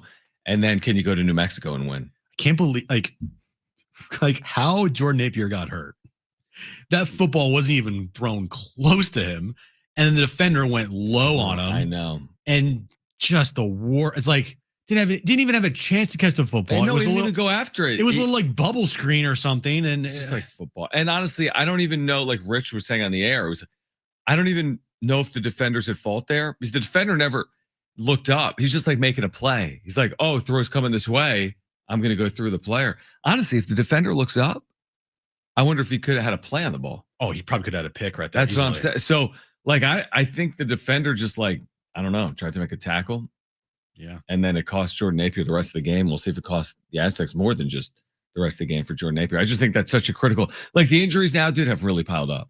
Tano Lutuli, captain linebacker, Jordan Napier, star receiver. Yeah. Now, Chris Johnson returned. He was awesome in this game. Made some incredible insane tackles, right? Yeah. So, okay, that's good. That's encouraging. But again, he's going to play on Sundays. It's 100%. I think he could be like a top 2 round type pick. Yeah. So that's crazy. He's been awesome. Still got the defensive line that's played well. Trey White out there. Linebackers are still playing well. Yep. Owen Chambliss and Mr. Williams. I love that name, Mr. Williams. It's so good. But yeah, they've had to overcome injuries. I guess all teams do this time of year. Have to. Everybody has injuries. It's just about who can, prevail and withstand the longest. Yeah, depth. And the Aztecs have a level of depth certainly on defense. We'll see if they can overcome the loss of Jordan Napier. All right, we're not hearing directly from Shohei Ohtani, are we? No. I don't know who this is. Okay. But somebody on ESPN LA is talking. I don't know. We'll talk about it coming up next. We don't even know what it is. It has to do with Shohei Ohtani and the Padres. So right, not linking them together. But you'll hear it on the other side. Plus, Will Brinson at 4:30 is Jon and Jim.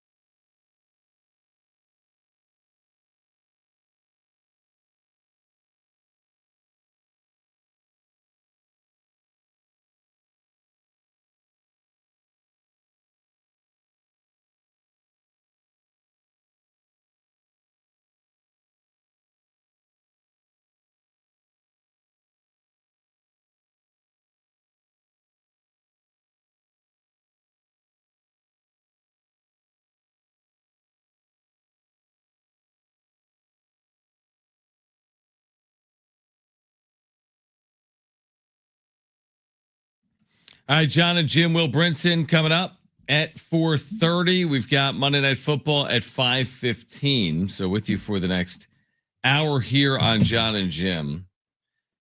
Jim, I'm going to have you maybe set this up, whatever it is, from ESPN LA. Okay, so Blake Harris, giant douche on social media, Dodger lover, fan, whatever you want to call it, put out this tweet. Let me just pull this up here. He said, Shohei Ohtani doesn't tip his helmet towards the Padres dugout anymore. Wow. And I don't know who the hell this is on ESPN LA. I don't think it's Blake Harris because it doesn't sound or look like him. Actually, I don't even know what Blake Harris sounds like. Right. Guy looks kind of like a dweeb anyway. But this is what was said on ESPN LA about Shohei Ohtani not tipping his hat anymore or tipping his helmet anymore to the Padres dugout. Yeah, I'll give you something. When the next time you guys talk about the Dodgers-Padres rivalry, if you notice, if you watch Shohei Ohtani at the start of every game, his first plate appearance, he walks to the plate and he tips his helmet to the opposing dugout, right? And then he does his salute. There is only one team and one manager that he stopped doing that for, and that was Mike Shilton, the San Diego Padres, after what happened at Dodger Stadium where they threw up and in and hit him with Suarez at 100 in the back. And, of course, he handled that with grace in the moment. He calmed the tempers for the Dodger dugout. Do not come out of here. Stay in. I'm fine. He laughed about it with Suarez at the All-Star game. But in the ensuing Dodger-Padres series after that, there was no more pregame salute. And so I thought, so we talk about manners and respect. I think his understanding that respect is a two-way street. Yep. Once you cross that line, he is aware of it. And I thought that spoke volumes. He never said anything about it, nor will he ever. But that silence, it says a lot, I think. What are we talking about? Like, there's always the games within the games. So what? Because Shohei Ohtani got hit and didn't like the antics back and forth between the Padres and the Dodgers. He doesn't respect the Padres anymore. Managers change. In fact, they did in San Diego. Players change. So he's not going to tip his helmet because he got hit. Let me just say this. Who was that talking? I have no idea, nor do I really care. That is the biggest nobody cares non-story ever. And the only reason why this person on ESPN LA and Blake Harris, the giant douche, is trying to make a story is because he's trying to get Padres fans to, it's a rage bait tweet. It's rage bait tweet, 100%. Right. Like, we're talking about it mainly because, anyway. I mean but it's interesting. It's interesting if it's even accurate. Who cares? Oh, because Shohei Ohtani doesn't tip his helmet towards the opposing team's dugout for the Padres. Like, is he going to do it for Craig Stammen? Does he know who Craig Stammen is? I mean, who cares? I like it. I don't care if you tip my hat to the opposing team's dugout. I'm trying to get you out. Like, this is professional sports. You don't have to be nice here. Right. I guess the interesting part of it, but he does it to every other team. He does it when facing the San Francisco Giants, but he doesn't do it when now playing San Diego. I mean, is that even accurate? I would love to go back and watch the World Series to see if Shohei Ohtani tipped his hat every single game to the Blue Jays dugout. That is a very dumb story, to your point. I don't care either. I could literally might be the dumbest offseason story you could possibly. If he does tip his cap, I don't care. And if he doesn't, I don't care. No, nobody should care. Have we ever mentioned that? And doing this every day for years, have we ever mentioned like, oh, did you see Ohtani tip his helmet? We don't care. I don't care. So that is kind of interesting. Like, it doesn't matter. I'm almost surprised that on ESPN LA post back-to-back World Series that even comes up in any form or fashion. Right? Like, why would you be like, oh, well, guess what? He doesn't do this against the Padres. Who cares? It's won the World Series. It's another case of like, you just won your second straight World Series, but you're talking on the Padres. It's like the urinal meme.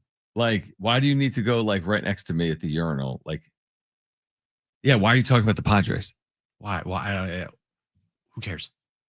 Yeah, you just won another World Series, and you're talking about Shohei Ohtani not tipping his hat to the Padres. I was actually interested when the guy was like, "Yeah, the Dodgers-Padres rivalry." I mean, honestly, in LA, I'm shocked anyone would call it a rivalry. Like, if I was covering the Dodgers or working every day in LA, would you refer to this as a rivalry? It's been a good series, but I don't know how we can Honestly, I think even here it's hard to call it a rivalry. Dodgers have won 3 World Series this decade. That's not necessarily like it's been back and forth between the Padres and the Dodgers. Like Padres are gonna have to win a World Series to make it a rivalry, in my opinion. Well, yeah, I mean the Padres are going to have to do better than they've been doing. Yeah, That's for sure. But they're still good. They're still a good baseball team. It's not like the Padres are in the stratosphere of the Rockies. Colorado Rockies. Then obviously it's not a rivalry. But I mean, look, the Dodgers and Padres, when they play each other, we see it. It means a lot. It means a lot because the fan bases hate each other. The teams don't like each other. I mean, with Mike Schilt gone now, a little different, but still, there's no love lost between these two franchises, and especially the fan base. I agree with that. No, there isn't. There isn't love lost. And whoever was saying that on ESPN LA. And Shohei Ohtani, apparently there's no love lost because he can't stand Mike Schilt. Could anybody stand Mike Schilt? Was that really on? When I go back to that night, that was to be objective about it. It's not like that was all on the Padres.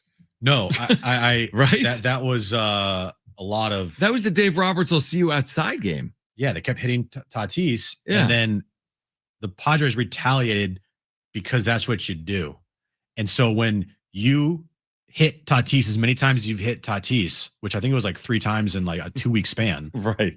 Then guess what? Ohtani's getting drilled. That's what happened. And he was almost like cool with it in real time. Remember? Just took his base. Yeah, the only person that wasn't cool with it was Dave Roberts. Yeah. He acted like a giant clown. That's exactly right. Maybe this is the real reason why Schulte retired. He just couldn't live with the shame of not getting the Ohtani hat tip every game. He couldn't live with it anymore. Yeah, I can't do it. All right, Will Brinson, senior NFL writer, CBS Sports. Does he think the Chiefs are going to find a way to make the postseason this year or not? Plus, his thoughts on tonight, Cowboys and Raiders. Will Brinson on the other side. We've got Monday Night Football coming up at 5:15. We also have a 4-pack of tickets to give away to SeaWorld San Diego for the Christmas celebration going on now. Stay with us on Jon and Jim.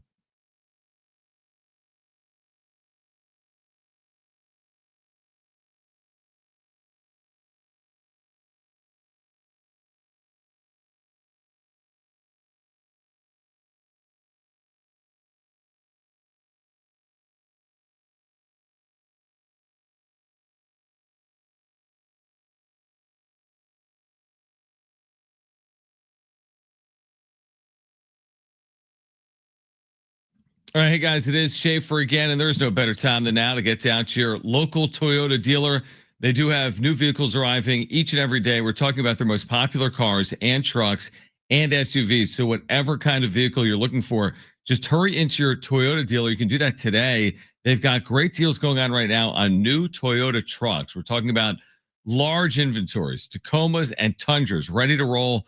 The Tacoma, known for its legendary toughness, its off-road capability, its everyday efficiency. It's perfect for whatever you're looking for, weekend adventures, tackling your to-do list, whatever it is. And the Tundra brings serious power, impressive towing capacity, and bold design, plus the latest tech and comfort features. So whether you need a truck that's built for the trails or built for work or just built for your family's next adventure, Toyota has you covered. Again, new vehicles arriving daily, including their most popular cars and trucks and SUVs.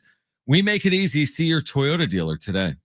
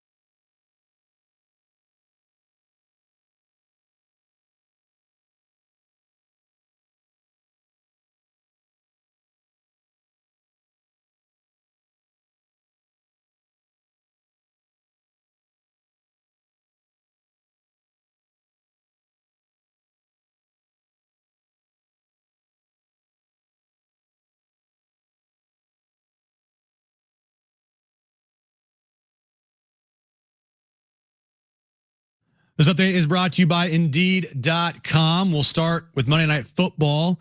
Cowboys and Raiders in Las Vegas, 5:15 kickoff. You can listen to that game right here on San Diego Sports 760. San Diego State is in the driver's seat of the Mountain West Conference after their 17-7 victory over Boise State this past weekend. If they win out, they will host a Mountain West Conference title game at Snapdragon Stadium. And the hot stove is absolutely lit as the Padres signed pitcher Kyle Hart today to a 1-year deal. Yay. When you're trying to find quality candidates, all the searching, screening, and interviewing can become a job itself. You need Indeed, the all-in-one platform that makes it easy to interview, screen, and hire quality people. Visit Indeed.com/credit.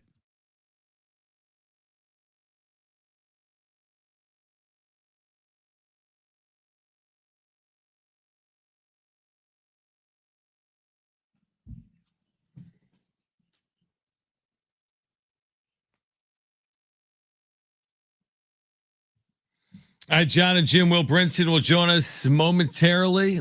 Looking back at yesterday in the NFL, looking ahead to tonight, Cowboys and Raiders. You can hear it right here on San Diego Sports 760. Then later this hour, your chance to win a 4-pack of tickets to SeaWorld San Diego's Christmas celebration. They are getting ready in Vegas, Jim. They are getting ready. Geno Smith and company. Big matchup tonight. Big one. Only one of these two teams will win at most. There could even be a tie. Will Brinson back with us right now. I hope there's not a tie. We're trying to hype this thing up as we've got it on San Diego Sports 760. Will, tonight's game, this Raiders Cowboys game. If you were selling this, like the hard sell for our listeners tonight, we got Cowboys and Raiders in Vegas. Sell me on tonight. And thanks, Will, for hopping on. Oh, of course. Always enjoy it every week, boys. I don't know. I'm like kind of hyped up for this one. Like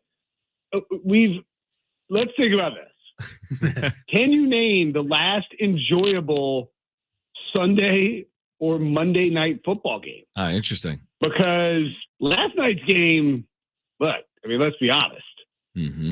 That wasn't very fun. 19-6. Pat's game was okay, but kind of a runaway on Thursday. But if we're just doing Sunday, Monday night, 10-7 Eagles Packers, 25-10 Chargers Steelers, 27-17 Cardinals Cowboys. There's a shocker, but not fun. 38-14 Seahawks Commanders, absolute blowout. Chiefs throttled the Commanders. Packers and Steelers, that was like kind of good until the very end. So it's like, but I mean that's back to like week 8. So we're talking about a lot of primetime games in a row that have been terrible. And this one to me, with a horrible Cowboys defense and a horrible Raiders defense, profiles is one where, like, if the Cowboys had Micah Parsons, you could see a situation where they just obliterate the Raiders. But Geno is going to make things weird. You Cowboys are always going to be a spectacle of themselves. You got superstar talent out there, like CeeDee Lamb, Brock Bowers, Ashton Genty. Javonte Williams has been playing really well, even if he's not a superstar. George Pickens is liable to do anything at any point in time. And then Dak Prescott. So, like, I'm here for a high-scoring game between two terrible teams that just gets weird and wacky out in the desert versus watching the Eagles and some other good defensive team just ram each other's heads against the wall for 4.5 hours. Like give me this. Yes, that's I like weird. That. That's good. I'm in. Yeah, I'm fully in now. Yeah. Will, thank you. I want appreciate you. Yes. Yeah. All right. Let's get to the question that everyone's talking about today. Kansas City Chiefs, 5-5. They're not going to win the division. I think we're all pretty, confident in saying that. But I think I'm still not confident in saying they won't make the playoffs. Are you of the same mindset, or how do you feel in the Chiefs now going forward at 5-5? I mean, look, they are not in a great spot.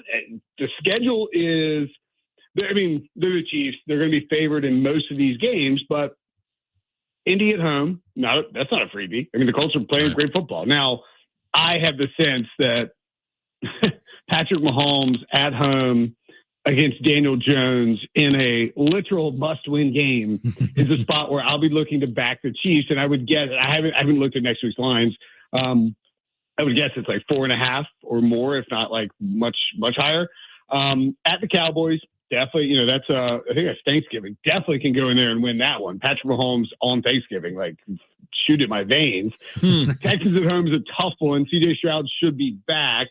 Chargers at home. Chargers are, they'll be healthier, but they're not going to get their tackles back.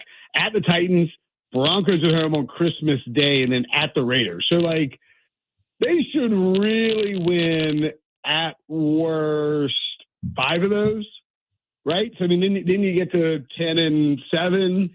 Now, if they mess up and they lose a game that they're not supposed to lose, and I don't think the Chiefs have necessarily done that. Maybe you could say the Jaguars game, right? Where, I mean, because like you lose at Denver. I mean, that Denver's a good team, and they're 9-2. They're probably playing above their weight, but that's fine. You lose it at the Jaguars on Monday night. Probably should have won that game. And then the first 2 to start the season, I think it's like, and then of course at Buffalo. I mean, their losses aren't bad. The difference in the Chiefs this year versus the Chiefs last year is a lot like the difference between Denver last year and Denver this year. Denver is winning all of its 1-score games, and Kansas City's winning none of them. And they won every single one last year. So I think that's a little bit of the luck balancing out. They have looked like a little lethargic on offense and not the same Chiefs. What I would be worried about is if I was in the AFC is this run of games, particularly to close out, where Denver won't be resting people week 17 for sure, but Tennessee and the Raiders, plus the Chargers and that Cowboys game could be a total shootout. Kansas City finds something down the stretch, and then you've got to host them as a wild card. I think they will make the playoffs. Division does feel off the table. But, yeah, I mean, they don't look like the same team. But I would say that this Kansas City team, despite the record, is probably better than last year's team. Yeah, we were talking about that today. It was a lot luckier. So they're going to be the 7th seed and then be favored in like 3 straight playoff games on the road. Not really, but it would be interesting. Right, it would be very interesting if that does play out. Will Brinson's with us right now, senior NFL writer, CBS Sports. Looking at the NFC North, we discussed this a little bit earlier, where the Bears are now 7-3. Packers have that weird tie. Lions lost yesterday. You referenced to Philadelphia on Sunday Night Football. How does this shake out in the NFC North between the Bears and the Packers and the Lions? Man, the Bears are something else, aren't they? Yeah. I mean, Caleb, I've got Caleb on my fantasy team. I'm pretty sure he hadn't thrown a passing touchdown in 2 weeks. And they have a -6 point differential, and they're 7-3. They would be one of the weaker division winners we've seen in a while if they do pull off the NFC North. I mean, I think the Lions are better, but then the Lions have also had these games where, I mean, they looked bad last night. Jared Goff looked shook. I do think the Eagles defense, and maybe you asked me about that, but I do think the Eagles defense post-trade deadline is shaping up to be a top 3 unit and looks really dangerous. The Packers are the weirdest freaking team. You lose at the Browns, you lose at home to the Panthers. You kind of step up your game in certain spots, but not really. I think the Bears could pull it off. I just don't know if I necessarily trust them. I do think, Ben Johnson's a good coach and they have tons of upside offensively, but there's just something a little shaky about them.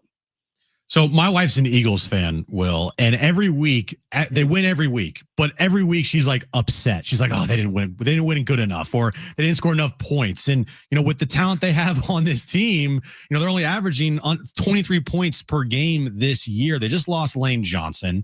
They have the weapons to potentially be one of the best offenses in the league, but for whatever reason this year, it's just not fully clicking.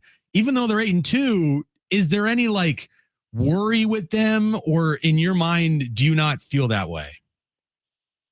No, I think there's definitely worry with them because, remember we talked about it over the last month, right? Week 7 and 8, they have these offensive explosions where they start throwing the ball deep. And it's all right, go to your bye, come out of that and keep that up. And, this is a really dangerous team. Kevin Patullo, I think, is the biggest concern there with the offensive coordinator, just because the play calling is not as aggressive, and they play things safe. They play things close to the vest. Defensively, like I said before, I think they are a real freaking problem now for the NFL, just because you had Jalen Phillips, you had some pieces on the back end. Vic Fangio's, one of the all-time great defensive coordinators. Phillips played for him in Miami, so he slots right in. Carter and Davis in the middle are just so good luck stopping them when they're on. But Lane Johnson, you remember this has been a thing for the Eagles for a long time. And I think the initial prognosis might be Lisfranc, which is, something that's, you're not like rolling back from the playoffs from. Right. Lane Johnson matters for the Eagles, a big deal. Like we've seen their offense crater when he goes off the field. So I think that's a major concern. Now they're going to be in the mix for the 1 seed. Obviously, you beat the Packers, beat the Lions back to back. You got this great record. You're winning the division. I think you're like minus 20,000 to win the division. That's not a problem. The issue is like if you run into, let's say, the Rams or the Seahawks, and you've got this great defense too, but can you do anything offensively if you can't run against them? Because we just haven't seen that out of the bye. We saw it for this 2-week stretch. And if Lane's missing, I have major concerns about just being able to throw the ball downfield, how the chemistry is working with Hurts and AJ Brown and Devontae Smith. I mean, AJ Brown like does the squeaky wheel thing, gets 10 targets, and then still, doesn't even play that well. And I love AJ Brown, but I think all of that is pretty concerning. So, you talk about teams that can really get hot and make a run through the playoffs. What you kind of need is an elite passing game. And I just have questions about it from the play caller to the execution with the wide receivers and whether or not they can take the top off. It's great if your defense is awesome, but the concern with me would be that the vertical passing game has gone back to what it was the first few weeks of the season, and they're just kind of getting by. It's interesting you say that. So to put a bow on it, because the Eagles won against the Rams, right, all the way back in like week 3 in Philadelphia. Yeah. If they met again, total luck box win, by the way. Yeah, I agreed. If they met again, and even if it was in Philadelphia, I mean, are you leaning towards Rams even if it was in Philadelphia again? Yeah, I mean, I'm a Rams hawk, so I would take the Rams to win even if it was in Philly.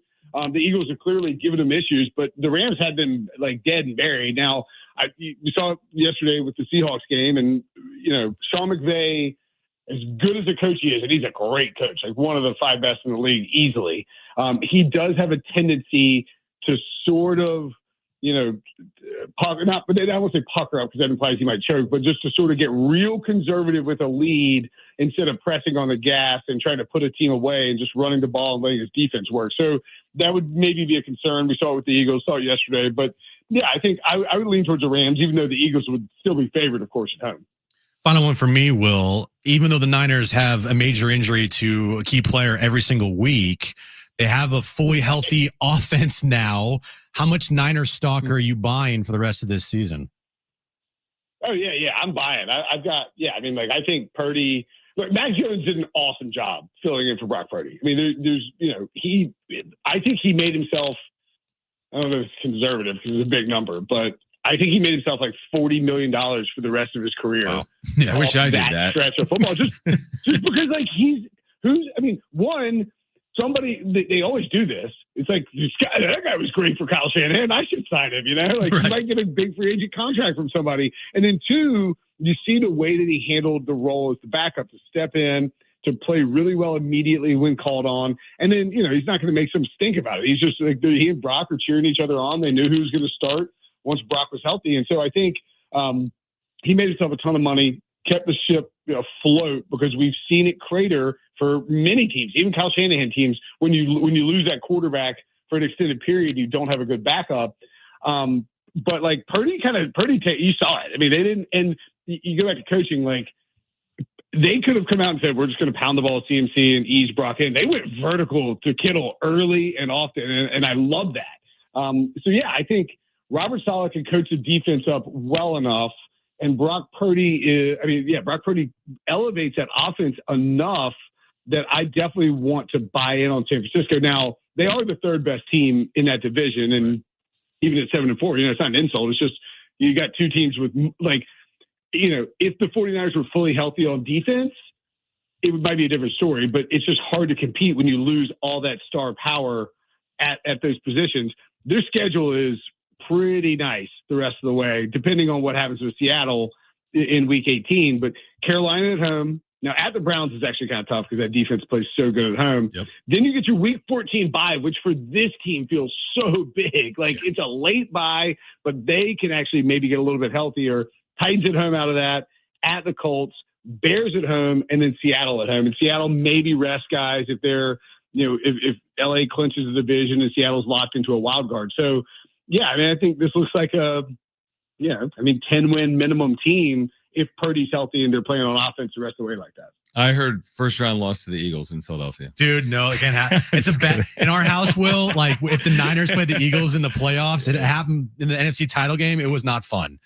So I can't take another one. No house divided BS stickers or anything. It's just like, I'm going in. Actually, it is the house divided. I'm going in the other room. You can watch it here. They don't make Eagles Niners stickers. Yeah. She's like leaving the house, Will. She's going to a friend's house. That's how we're just, so you should get full carp.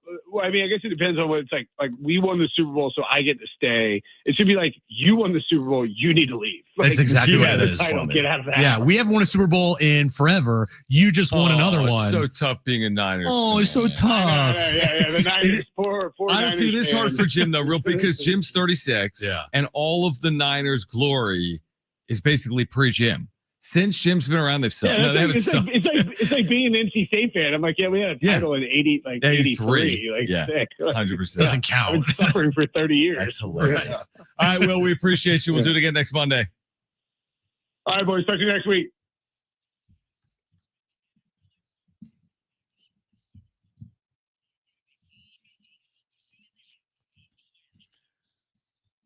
All right, we're giving away 4-pack of tickets to SeaWorld's Christmas celebration on the other side, getting you ready for Monday Night Football. Raiders Cowboys coming up at 5:15. Stay with us.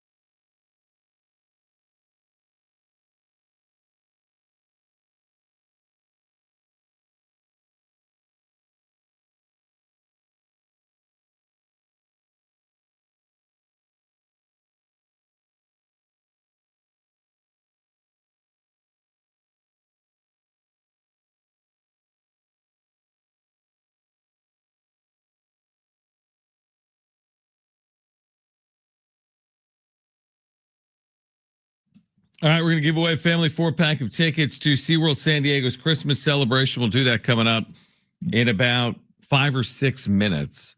By the way, you mentioned that big baseball deal this weekend. Josh Naylor's deal is official. 5 years, $92.5 million. It's a lot of money. Yeah. I thought he was going to get over 100, but still, that's a big chunk of 20? change for the Mariners right there. 20 a year almost. I mean, nearly 20. I mean, they clearly have invested. You know, I kind of give them credit. It took them for a while to do it. Like they were always criticized for not doing that, but they're clearly on the right track there. Again, are we going to see a Padre contract this offseason of $92.5 million for any player? I'd be shocked. Oh, I don't think so. I don't see it. I mean, if it is coming, it would be a player like Michael King, potentially you already know and you've had, but I don't see that kind of money. I don't think the Siler Bros are willing to invest any big chunk of change into this franchise while a pending potential sale is underway. But they said it wouldn't impact operations. Okay, yeah, sure. Right? That's how it impacts operations. Sure, okay. And the interesting thing, the reason it's actually a question, in my opinion, is they have freed up so much money if you think about it from last year. If you just assume Cease, King, Arise, who am I missing? Suarez. If you take Cease, King, Arise, Suarez off the books and Hosmer, that's so much money annually. I don't know the number. So with all of those players gone though, and guys like Fernando and Manny getting increases. Yeah, in payroll. And Nick Pivetta as well, going from 2 to 20. You're right. Even with all the subtractions of the players that you mentioned, their payroll is still around $200 million. Good point. And last year's payroll ended at around 210 to 220. Yeah. So you're saying there's only 10-20 annually. So they're telling you, like, hey, we're going to keep the payroll around the same we had it this past year. Right. Well, before any moves, the payroll's already at around $200 million. That's a good point because of the increase in, again, this doesn't impact the AAV, but it does impact their payroll. You're right. Their payroll is going up next year just because these players are making more money. Exactly. And that's the part of it that is you have to look deeper into whatever they're telling you, because whatever they're telling you, it might sound great. Like, oh, top 10 payroll. We're going to keep the payroll around where we had this past year. They're top 6 or 7 already in baseball. Mm-hmm. Well, look at the contracts. They get a bump in pay. It's I don't. It's not smoke and mirrors. That's not the word I'm looking for. But they're kind of not telling you the whole truth here. They're making it sound better than it really is. Yeah, the way when you put it that way, I hadn't fully thought about it because there's multiple ways to look at it. This AAV number and then this payroll number. And you're right. They might have a top 10 payroll, but that's just because their payroll is going up with the players they already have under contract. Like Fernando's deal for his base salary in 2025. Mm-hmm. Sorry, 2026, excuse me. Same as it was last year. Payroll's 20, luxury tax number is 24. Okay. His luxury tax number for the rest of his career under this contract is 24 million. Okay. But once you get, this is a ways from now. 2027, it goes to 25. 2029 goes to 36 for the remainder of that contract. Right. And then if you look at Manny Machado, the same thing, right? It shoots up the second half of the deal. It does shoot up. They structured the contract so they could win now, so they could spend more money now. Yep. As this is loading. The problem is they didn't really take advantage of that. They tried, but they didn't succeed. They failed. Yeah. So Manny's deal this year, his payroll number was 17 million. His luxury tax number is 31. That's not changing. Mm-hmm. But the money on the payroll was 17 million this past year. It goes up to 25 next year, and then it goes up to 39 in 2027 through the remainder of the deal. So his payroll number, Manny's payroll number from 27 to 33 is $39 million. Better have a new owner by then. His luxury tax number is 31, but that's not the number I'm looking at. Yeah, here. you're looking at the payroll number. Because the payroll number is the money they have to pay him in real time. Yeah. And is the number that maybe Eric Rupner is kind of referencing, like, hey, we have a top 10 payroll. Mm-hmm. He's not saying we have a top 10 AAV. Right. We have a top 10 payroll. And the way that they structured this deal was from 23 to pretty much 26, right? Yeah, more like wiggle room, more flexible. His payroll number from 23 to 25 was 17 million. Right. It jumps to 25 million next year. Mhm. And then after that, from 27 to 33, like I said, Yep. you're paying the guy damn near $40 million. Which is why, to your point, they did try, but 23, 24, 25, 26 were the key window years. Mm-hmm. And now 3 of those have been played. And now you're walking into 2026 with a ownership in flux. And Xander's money, it's the same throughout the entirety of the deal, which is $25.4 million. Okay. So that's not changing. That's not changing. But, Nick Pivetta, like I said, he went from $2 million last year. 20 or whatever. Let me just pull this up here. I think he's making something like 20 next year. Has to be, because he only got paid a couple million this year. Yeah, it was like 2 for 22 or 23. So this past year, he was paid $2.5 million. Luxury tax number's 13. Yep. It jumps to $20.5 million this year. That's right. And then he has a player opt out after the next season, which he probably will take. And you make a good point. The Cease, King, Suarez, Arise money, that's maybe tied up in these payrolls that we're talking about. Going to Nick Pivetta, who's making $20.5 million next year. It's going to Machado. It's going to Tatis. $8 million more. Yeah. It's going to Machado. Yeah, it's a lot of money. Tatis is the same, but like just look at that. So 18 plus 8, $26 million is in payroll money is going to Pivetta and Machado next year. Think about that. Yeah. So anything that you need to save more than 26 because you have 26. Yeah, I get the point. It's a good one. All right, call right now if you want a family 4-pack of tickets to SeaWorld San Diego's Christmas celebration. Caller 5. You've got that 4-pack of tickets. 877-767-4760. A family 4-pack of tickets to SeaWorld San Diego's Christmas celebration. Now through January 4th, you can experience the magic of the season, meet incredible animals like belugas, penguins, and sea otters. Plus, check out a winter wonderland with a million dazzling lights and the all-new Clyde and Seymour's Christmas. Tickets at SeaWorldSanDiego.com. We're here until 5:15. That's when we've got Raiders and Cowboys. We'll get you ready on the other side. Jon and Jim.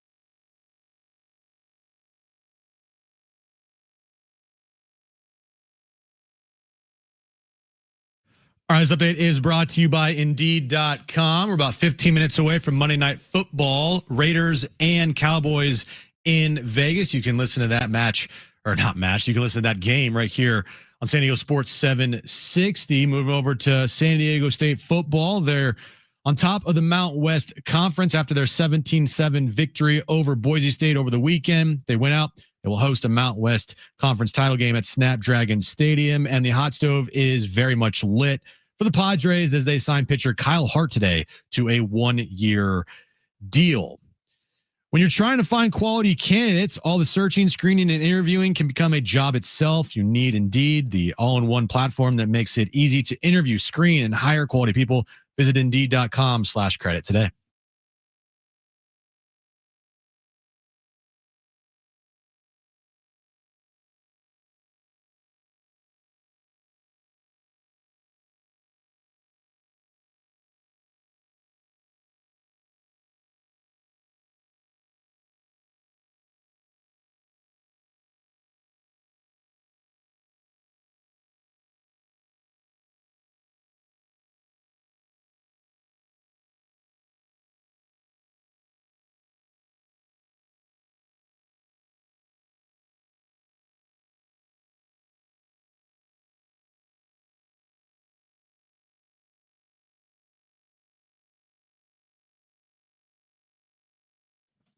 All right, San Diego and Southern California. What's going on? Final minutes of Jon Jim. We're here until 5:15. Oh, man. Unfortunately, that's tough for us.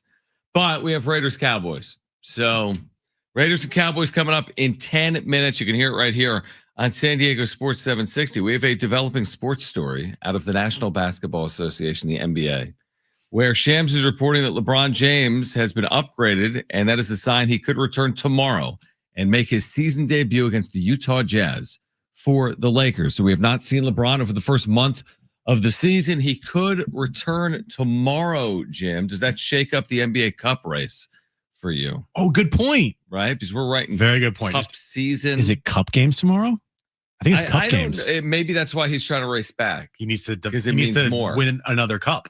He's already got one, which is more obviously than Steph Just Curry. cemented his legacy. Maybe that's why Steph went off this weekend. He's motivated by the cup. He's like, I got to win these cup games. Even LeBron. Like my legacy is on the line. Exactly. Are you excited about the return of LeBron James to the NBA? It's been a while. You know, I was thinking about this the other day. So NBA ratings up. Yep.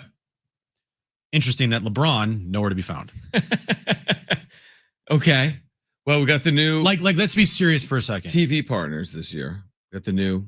Has anybody, honestly, besides Lakers fans, has anybody sat there and be like, man, I miss LeBron this year?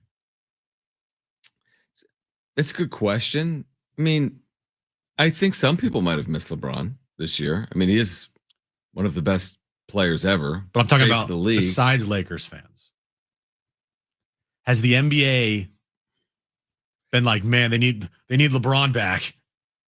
Are you saying it's been more advantageous for the Lakers to like profile Luka, even like Austin Reeves? I just think with Luka in LA, that's the star that's going to, obviously he's already taken over for LeBron once he's officially gone from the league. Yeah. So because of that, the Lakers brand is still in a great spot. Yeah. Without LeBron. So, I mean, look, are you saying hang him up? I'm just saying, does anybody miss LeBron this year? Well, have the Lakers missed him? No, Lakers are one of the better teams in the league. That's what's going to be interesting because he's going to return, and I mean, even like his numbers last year, he's going to get his numbers right. Like last year, 25, 8 rebounds, 8 assists. What I'm trying to get at is the league is in a good spot, and he hasn't played, once, and ratings are up, and the brands are still great. The Lakers brand is still great. They got Luka there, right? 10-4. Wow. Curry's still doing his thing. Like, I mean,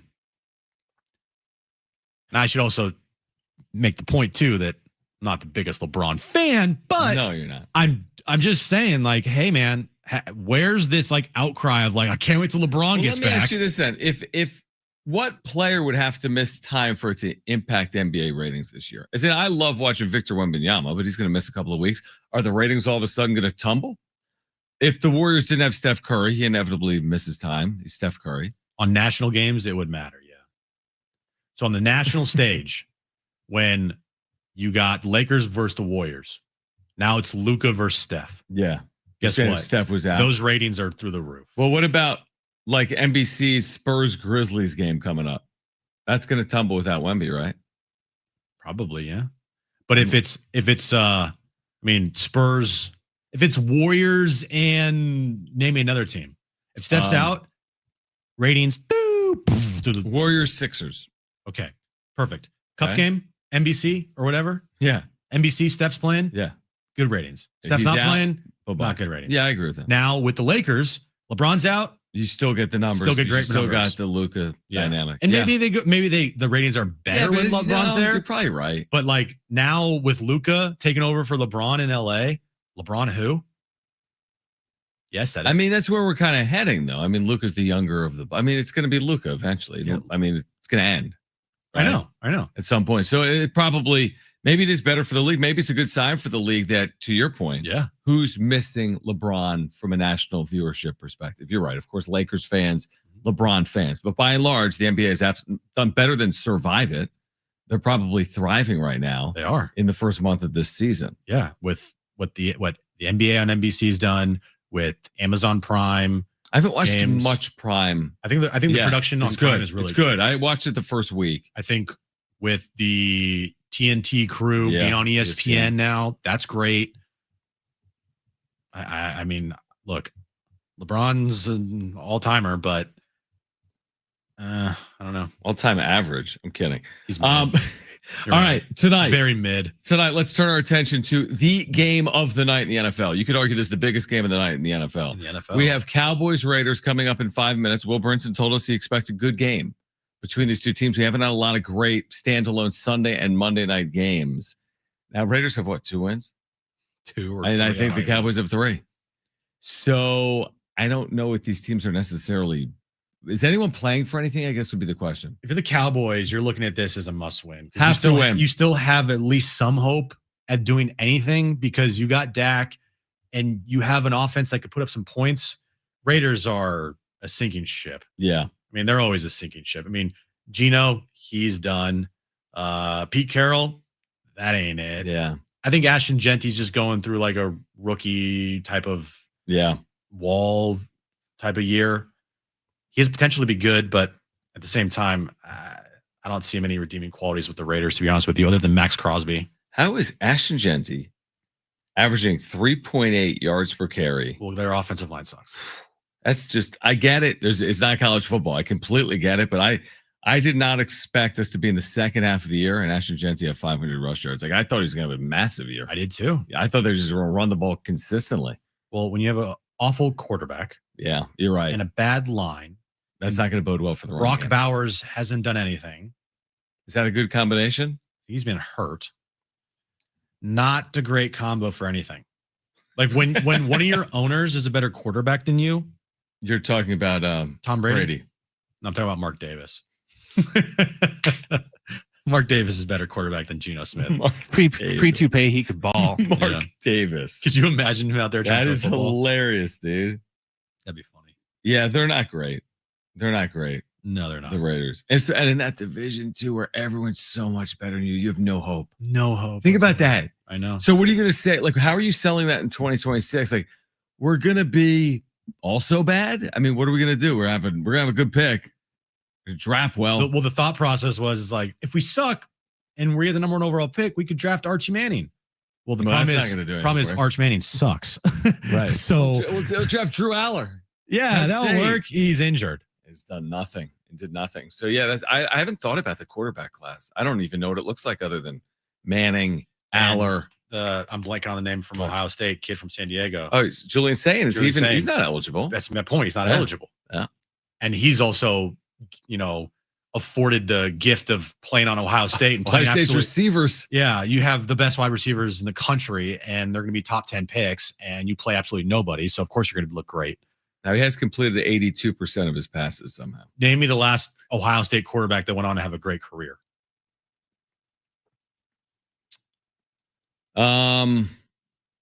Justin Fields. Yeah, I'm trying to think. That's a really good point. Isn't there a recent example of someone that's good? No. Well, Houston Texans, CJ Stroud. He had a great first year. Yeah. And then he has I was thinking declined. Stroud. He's declined every single year since. No, you're right. You're right. Well, anyway, we have Raiders and Cowboys here tonight, and that's coming up in just a couple of minutes. And then, of course, we're back tomorrow. Now, tomorrow on San Diego Sports 760, Aztecs Hoops. San Diego State is the only team in America that's played just 2 games. Every college basketball team has played more than 2 games. Aztecs off a 9-day layoff return tomorrow, and they're taking on the Troy Trojans. And I'll tell you that's scary. But San Diego State and Troy tomorrow. The return of Magoon Guath, by the way. We'll break that game down extensively. You better believe we will. So San Diego State and Troy is tomorrow night at 7 p.m. with pregame coverage. That's going to begin at 6 p.m. How do they match up with the zone, right? Do they play zone? Troy? Yeah. I think so. Troy plays the zone. I think they're gonna play. Tell me their name, their nickname. The Trojans. Yeah, I did say that. You're right. He did that last week. Yeah, I did that whole skit last week. They that'd be bad even for Jim if you forgot in like 3 days. They can shoot the ball, Jim. Well, that's gonna be a problem. They're gonna shoot the ball, all 5 positions. Like they're gonna shoot it at the basket. Shoot it at the basket every time down. They're gonna try to shoot. They're gonna try to put the basketball inside the hole every time they have it. Yes, that's their goal. All right, back tomorrow 2 p.m. We'll get you ready for San Diego State and Troy right here on Jon and Jim. All right, if you missed anything today, you can go to sportssd.com or the iHeart Radio app or iTunes or TuneIn Radio or Spotify. If you're listening to us on podcast, please leave a review as well. On the other side, we've got Cowboys and Raiders, Monday Night Football.